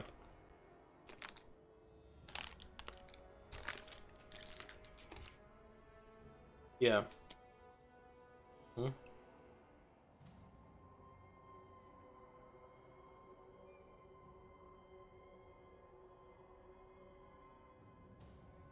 Yeah. Yep.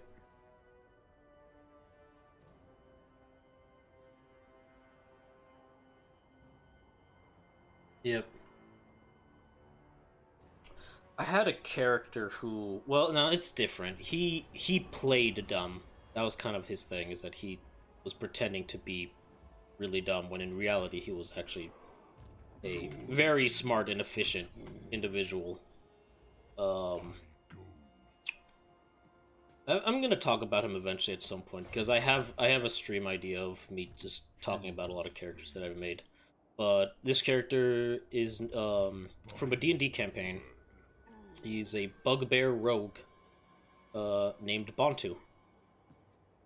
And Bontu was basically this like 8'4" like yeti of a man because his fur was white. He when I put him together, his stats were insane. Like the rolls that I got for him were really lucky. Like by the time he was level 4, he had a 20 in strength and a 20 in dex. Like it was, yeah.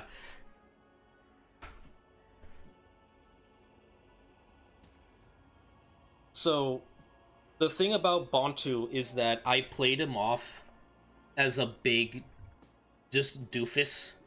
This big goof who has quite a few funny words to say. But he was just a big idiot who just kind of bumbled around. Whenever he actually manages to hide is actually funny because he has expertise in stealth and this, basically a giant cryptid at this point. He rolls a 20. Where did Bontu go? He's just in the back with a lampshade over his head. They just don't notice. But like, the thing is, the point is, it's all unassuming. Bontu has a secret, basically a secret identity. He's in fact he's part of a cabal of assassins for hire. He's like the 4th ranked member of the group. Because the reality is he acts all this dumb, like, oh, me want to do this. No, Bantu don't believe in that.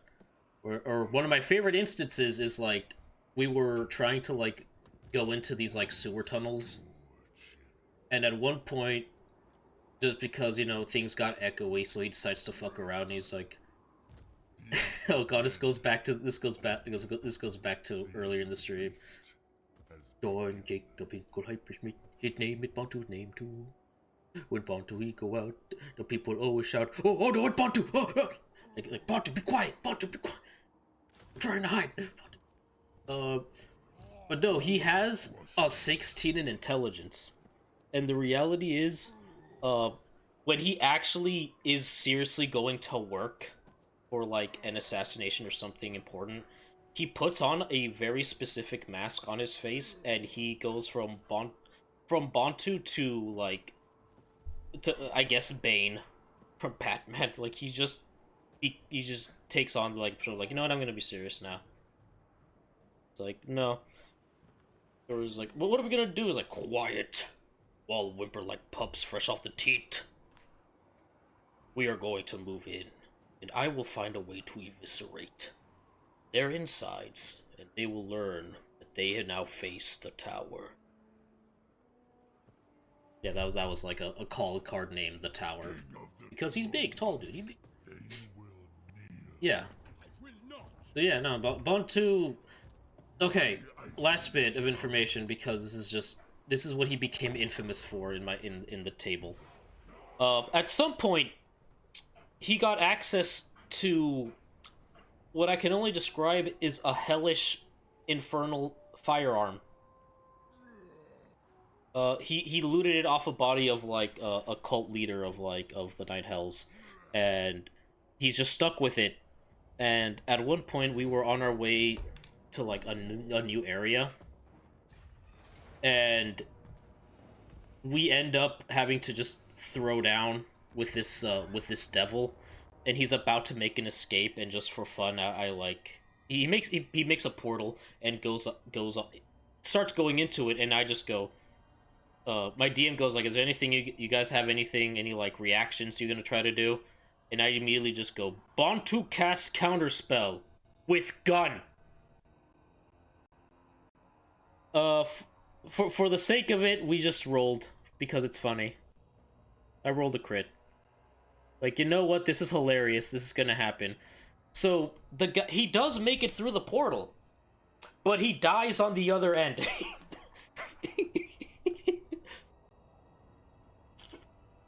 It was a fun night. We all just were just in stitches. We were just like dying laughing. It was hilarious. It was yeah. It was a lot of fun, cool characters. Yeah.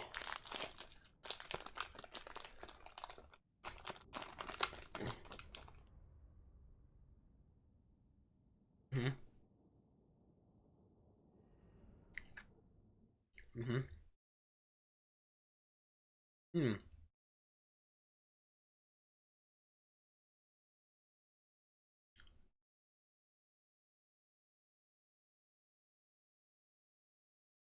Hmm. Oh yes, I will do a stretch. Honestly, I.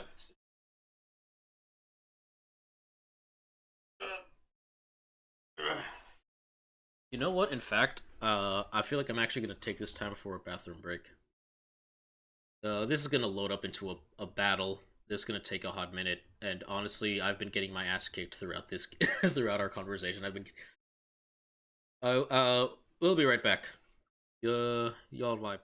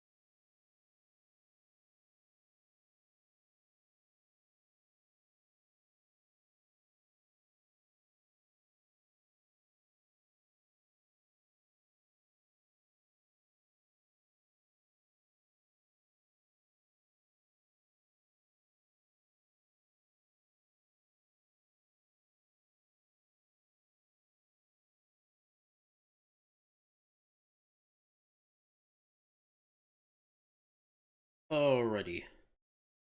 I forgot to have music playing while we were gone. Oh well. Yeah. But why is everything getting? Oh, right. That's why it's getting lagging. Okay. Start to let me. Okay, here we go. All right. Oh, I see why it's getting laggy. Okay. I had a feeling this might happen. The actual because we're actually in a battle uh simulation. Basically, we're actually going to I'm actually going to manually fight this war, and that is kind of affecting the game, my stream a bit with the laggage. So let me see if I can just manually adjust a few things.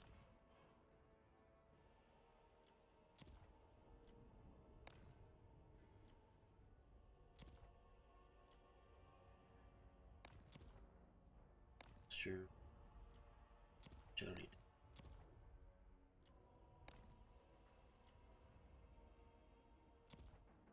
I probably should have a stretch channel point redeem, but I haven't thought about it. Oh, that VSync was off. I don't like that.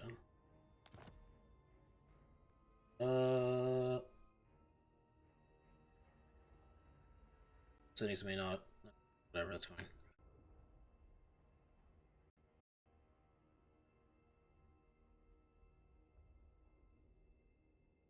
Words.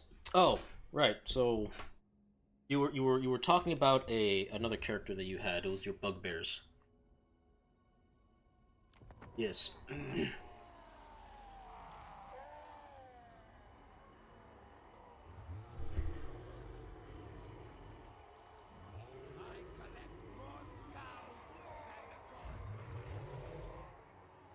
Oh. Yeah. Hmm. Yeah.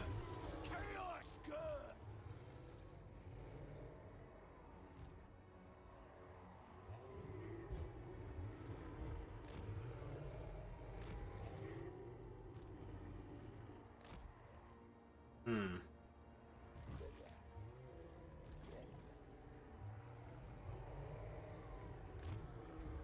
Yeah.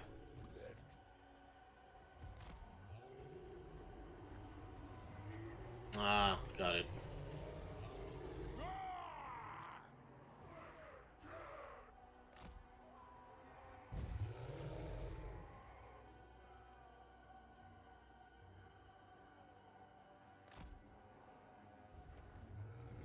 I'm ready. Watch this, man. Pff. Oh yeah, you showed them. Yeah, you sure. Throg, Troll King.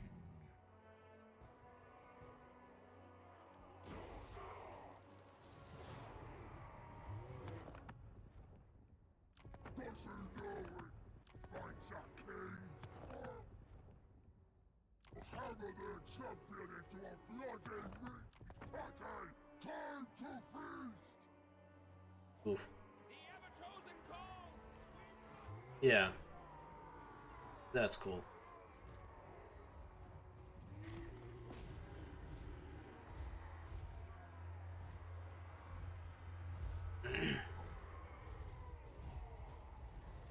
Yep.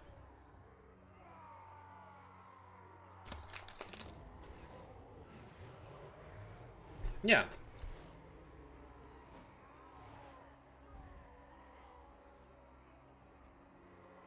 I'm just a guy. You know? Yeah, that's good. That's a bet.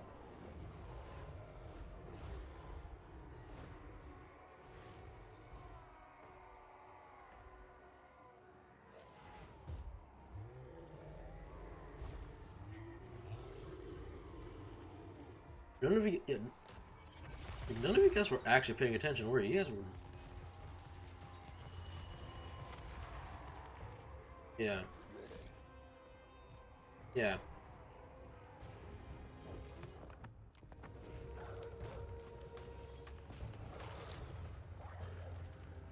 Yeah.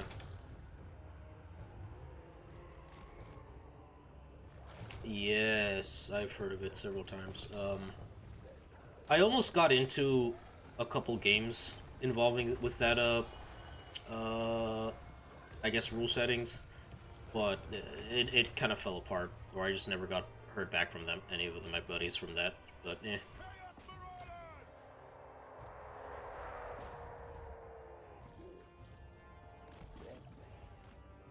Throg, Troll Yeah, King. yeah, you can let me know. I've been gradually getting uh an itch to play like in a TTRPG again. Um, yeah, The beasts come. yeah, Agreed. Worthy. yeah,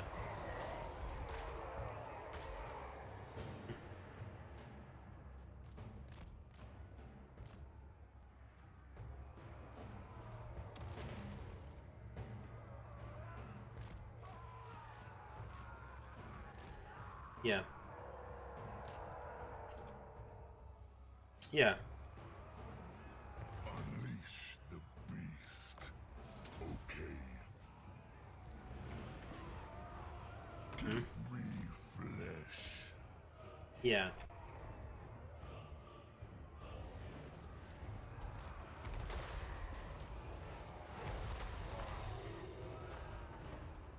Yeah. Hmm. All right. Chaos! Yeah.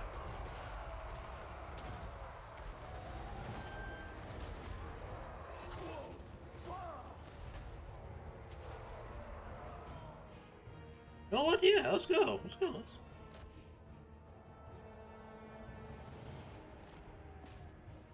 Yeah.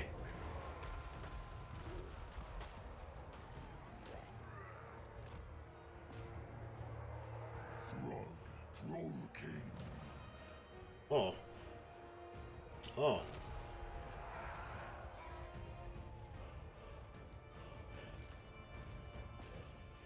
Yeah. Yeah.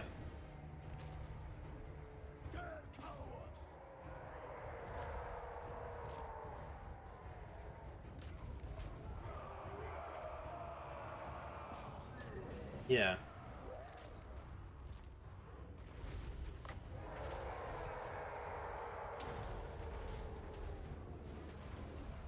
Flee, you fools.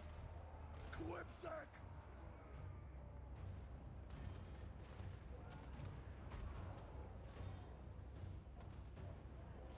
Yeah.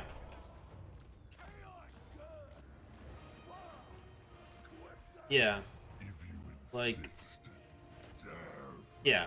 Like, it's still very large to begin with, but like among like giants that you see in popular media, this is not a whole. It's not that big. It's not that. Yeah. Yeah. Throg. Troll King. Yeah. Kill. Moving out. Yeah.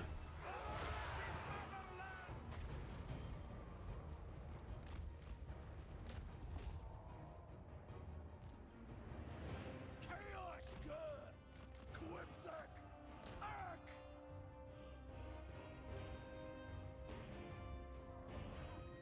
Yeah. Nope.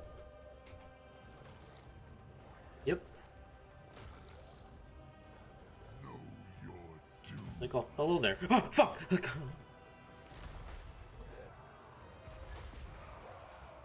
Yeah. Ready to Yeah. ravage. Maraud at once. We fear nothing!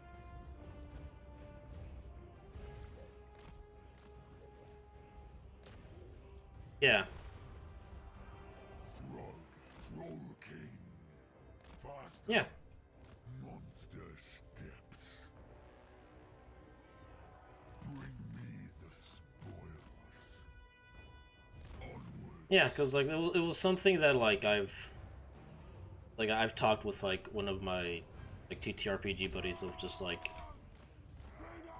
because like we're both of the same school of thought of like okay being a large playing large characters not yes it changes dynamics and it can seem overpowered but like there's just a new set of scenarios for you to enjoy that a person can go through if because like As you say. I think Yes. the largest character in a game that I've played as a player was a red dragon who god he's got a whole fucking saga of a story but basically like he reached by the end of the game that he was in he basically had like just a wingspan that I think was like I think may have been like an 80-foot wingspan. Like he was just massive now.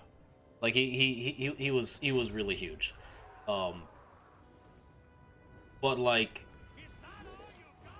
there was a new set of like issues of like he just as a dragon he just couldn't get to certain places, and he was okay with it because he's just a very pragmatic weirdo, and he kind of just does things, and he's like, okay, well, I don't, we're gonna go do a thing, we're gonna have to leave you outside. Yeah, I know the deal. um but he did have means to like go inside. Like he eventually like learned like the innate magic of dragons, of being able to like change your shape for necessity. But like initially it's just like I I am basically a flying elephant-sized abomination of fire and death. I'm just gonna sit outside. I'm just gonna sit.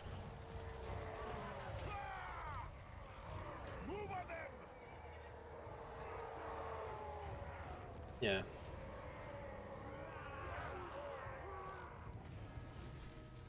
Yeah.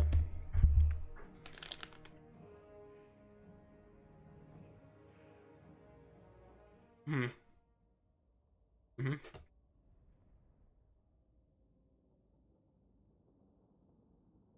Hmm.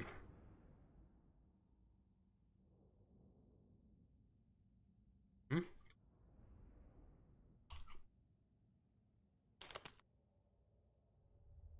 Hmm.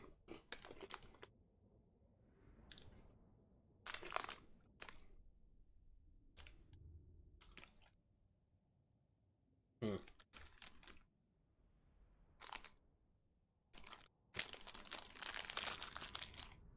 Oh, interesting. Hmm.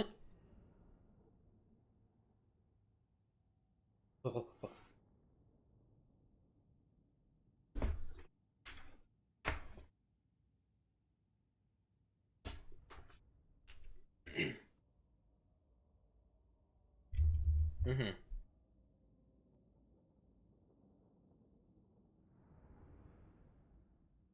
Yeah.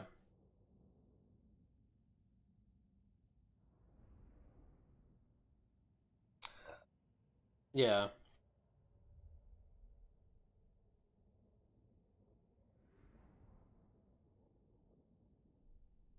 How to, yeah, how, what the dynamics is, how does that break down when you really have to like help guide a player through that process of just like, okay, you are large, you are different, people are going to react in a very different way when they see you approach, because the first thing, any person, anything would see is just size. Like, wow, that's big, and that's coming toward me. That's coming toward me. Oh, oh.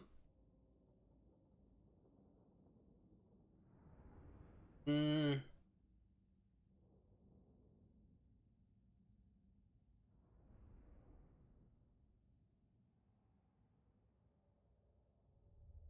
yeah.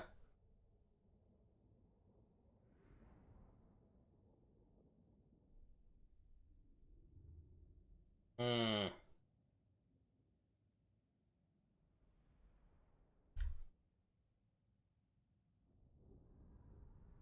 mm, mm,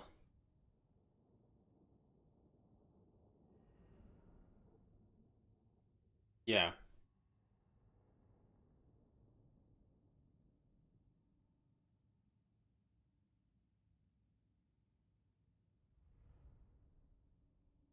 Ah, I see.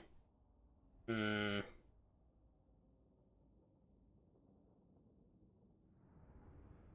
yeah. No. Like, okay, I'm big, but I'm not gonna move very quickly to get to a spot.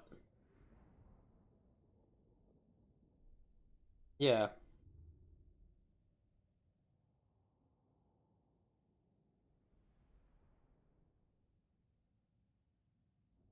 Yeah.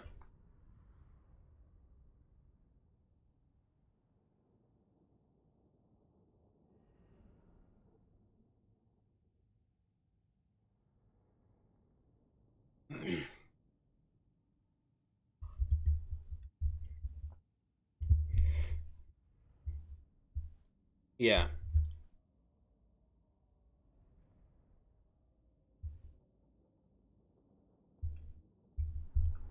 Yeah.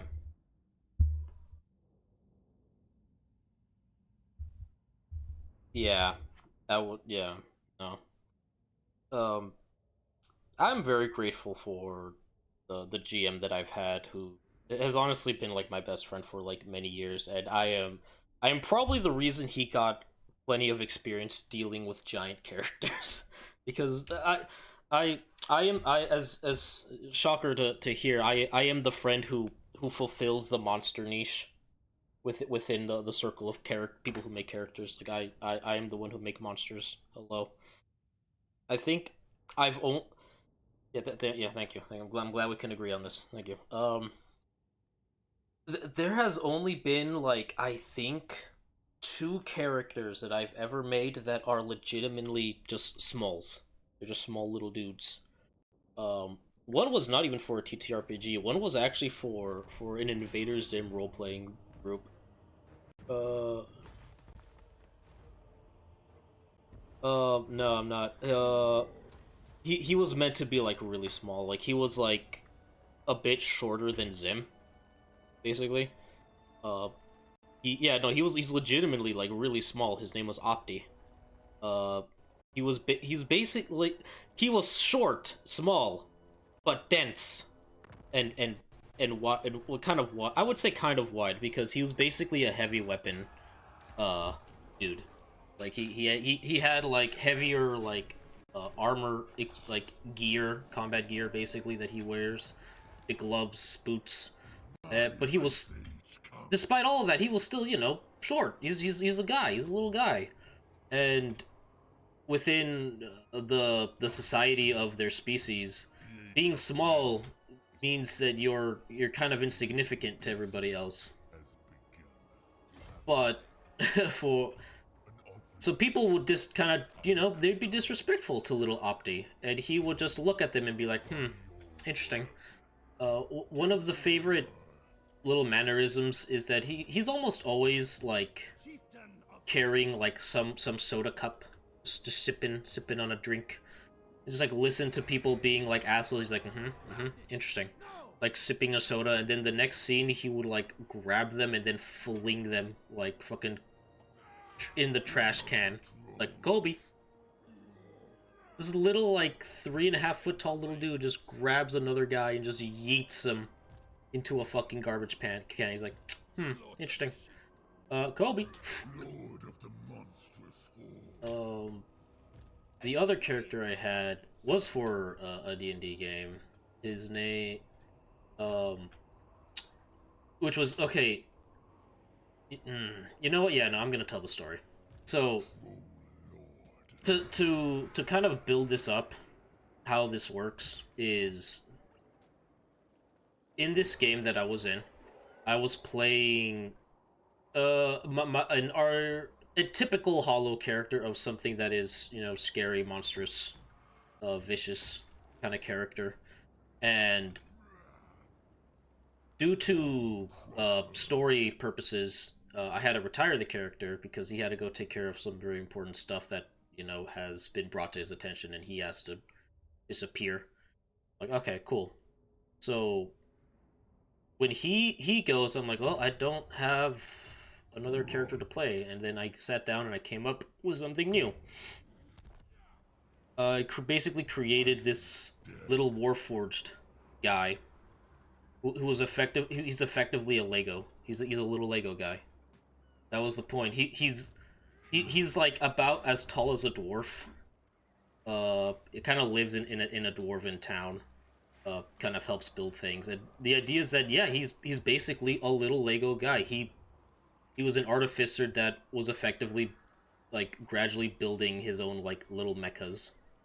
Well, not little mechas, but like he was basically an artificer who was building his own mechs basically, and his name was Terry. Terry Dexon. He was a little Lego guy. He was very polite, very sincere. He's not. Well, initially he wasn't very brave. In fact, because he was basically from he basically there was like a whole plot line of like portals from like realms kind of opening and throwing things around, and he kind of came in here and was stuck here and is like, oh, I need to get home. I would like to go home. And he was basically one of like basically a secret pioneer of science, of like a scientific invention and discovery. And he was just a little guy, just wanting to go home. He's trying to find a way back. He didn't exactly want to fight, but he had to build things to help him fight because he has to kind of fight to live. He has to. He's basically like a tiny robot, like Bilbo Baggins. It's kind of funny. But yeah, he was just the precious cinnamon roll of the group that everybody enjoyed for the most part.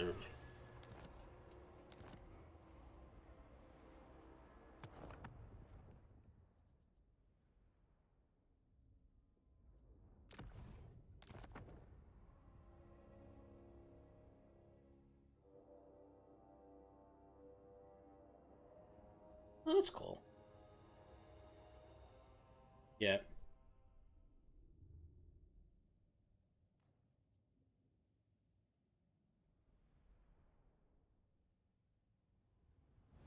Okay. Let's see. Do I have anything? Oh yeah, I kind of wanted to just briefly show a few things here in this game. Bring me to my men. I already talked a bit about the ogres with you a while ago. The ogres are pretty fun.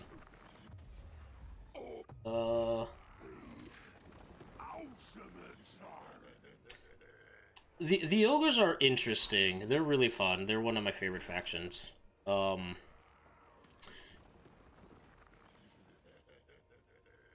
Yes. Yeah, it was Grav, I remember.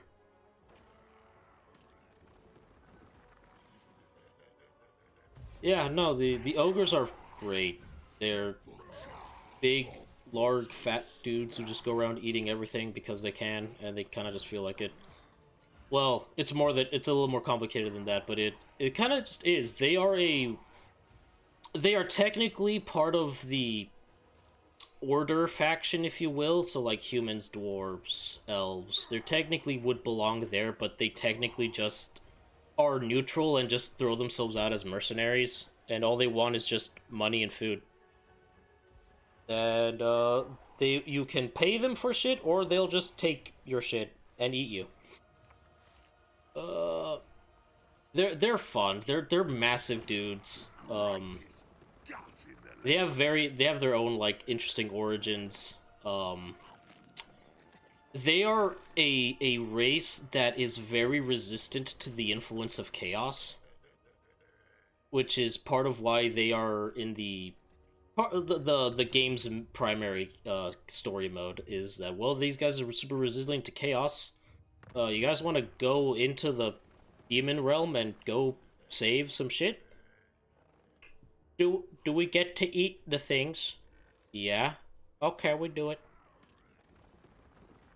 Because so basically, like, the plot is like, this guy's like, I need your help. I need your help. We're gonna go into the realms of chaos, and we're going to free this dying god who's in here. Like, why do we want to do that? Because the untold power and riches could be yours. I mean, we just take what we want. We don't really need this shit.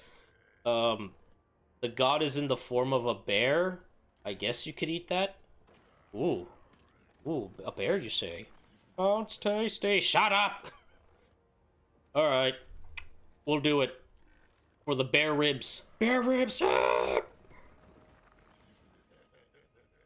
Yeah, no, the ogres are fun. Where are they? Ah, the Lizardo men are still kind of just my favorite. They're lizard Aztecs with dinosaurs. That is their thing. They are the oldest mortal species in the world. They cannot die through age. They also have an extreme resilience to chaos, but that's because they got a weird biology thing going. And they Well, also that's like, just prime. unfortunately, they forgot kind of why they're here, and they're like, well, we gotta prevent chaos from spreading. How are we gonna do this? Well, we obviously can't trust anybody who isn't us, because they'll get corrupted. Got it. Kill everybody.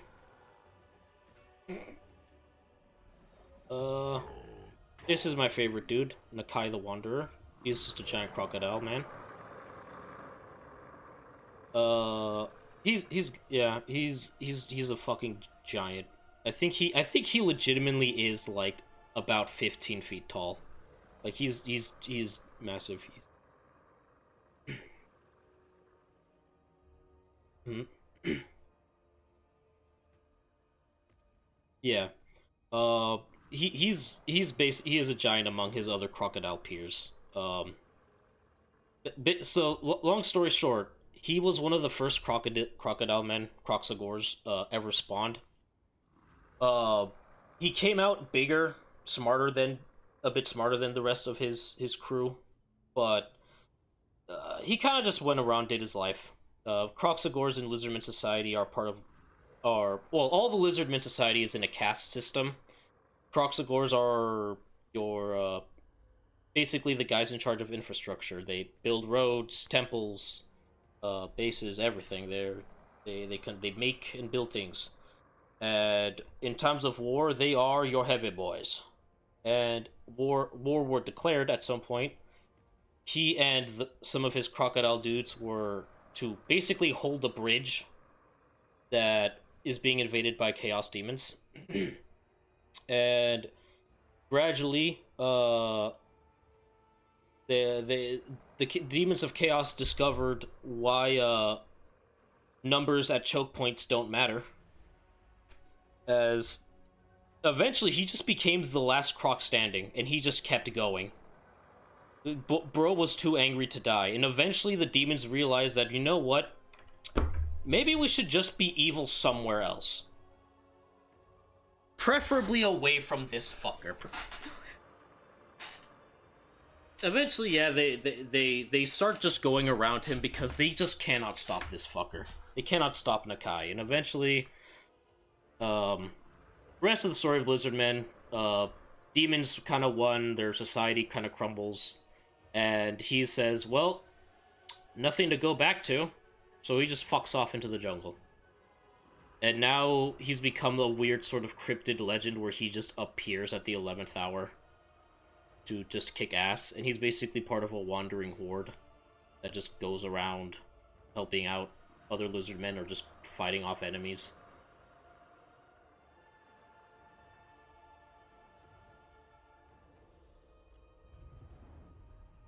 Goals, TB. Yeah, no.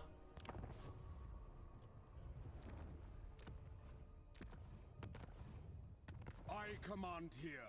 Yep. Yep. With violence. Yeah. Alright.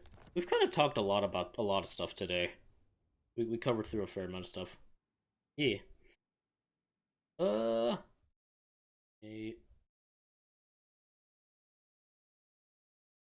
Yeah.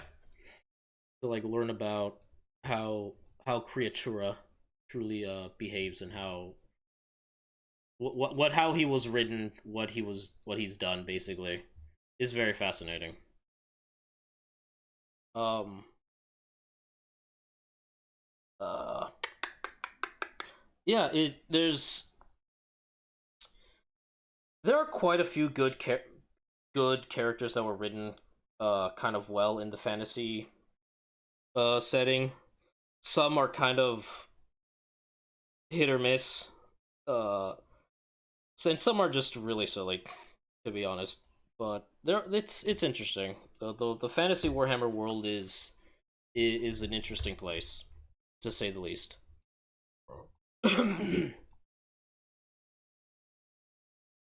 Yep. Yep.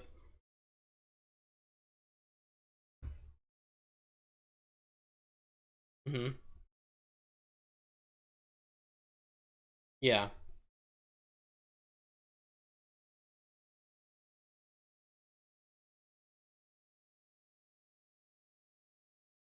Yeah. Hmm.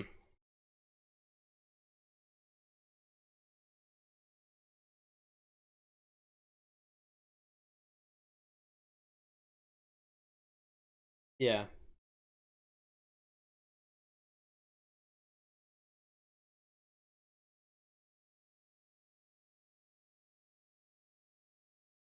Nope. They just dropped them. Yep.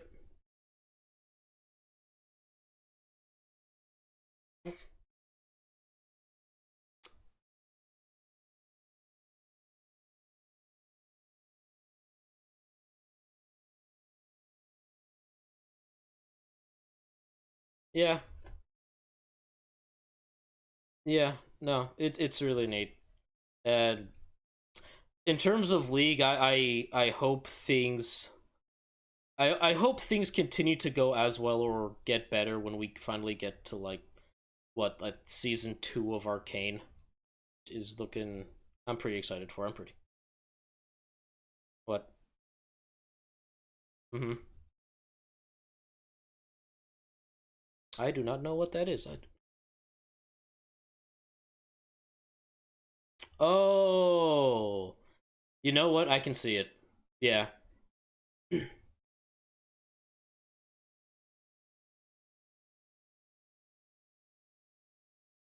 Mm-hmm.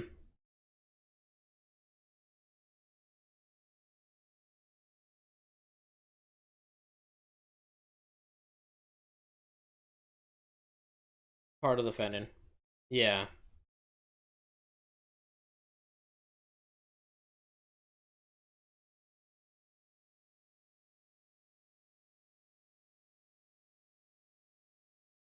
Yeah.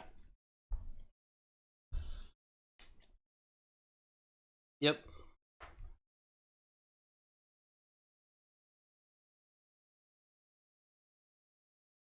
Yeah.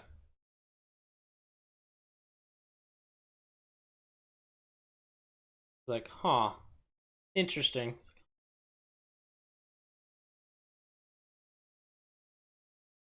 Yeah. Yeah.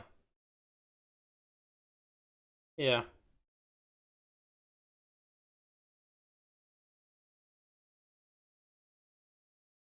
Mm-hmm. Yeah. Understandable.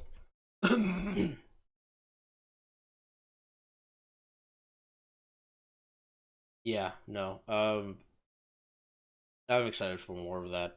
I just hope that they continue writing this well because it's gonna be interesting when we get to like Warwick and like other characters like Urgot, and yeah, yeah. Thank you too for coming on by. It's been great. Yeah, I'm glad this finally actually happened. Fuck my internet. Yeah. Uh, let's see. Who do I wanna go out? Anybody I know on that is doing things? Hmm. Hmm. Hmm. Quill and Coral, maybe. They are a half orc bard lady. Oh, they just starting. Let's see, Bone Caller, Limimcubus. I have not rated Lubar in forever.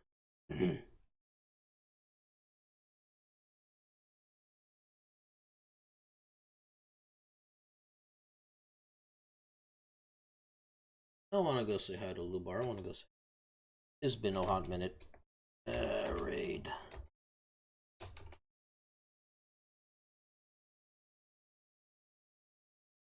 I got nothing for a raid message other than just gets you. You just do that and yeah. Use whatever emotes you like. is your choice to make. Let's see. Am I doing something? Yes, I am doing something tomorrow. Tomorrow. The roar. Excellent. Oh boy, Wednesday. I am going to do my best to throw myself into the pit that is Warframe again. Because I've been people that I've been playing it and I've been kind of getting an itch to pick it up again. So we're gonna be doing a bit of Warframes. And then Thursday through I guess the rest of the weekend we're gonna be just Batmaning for a while. We're gonna be doing some Batman. There was something else. Oh, that's actually an announcement that I'll probably do later. But right now, thank you guys for coming by. Thank you, Tube, for hanging out with us, talking about trolls. Everybody go hang out with Lubar, be good. And, yeah, bye. And there they go. Off to the mysterious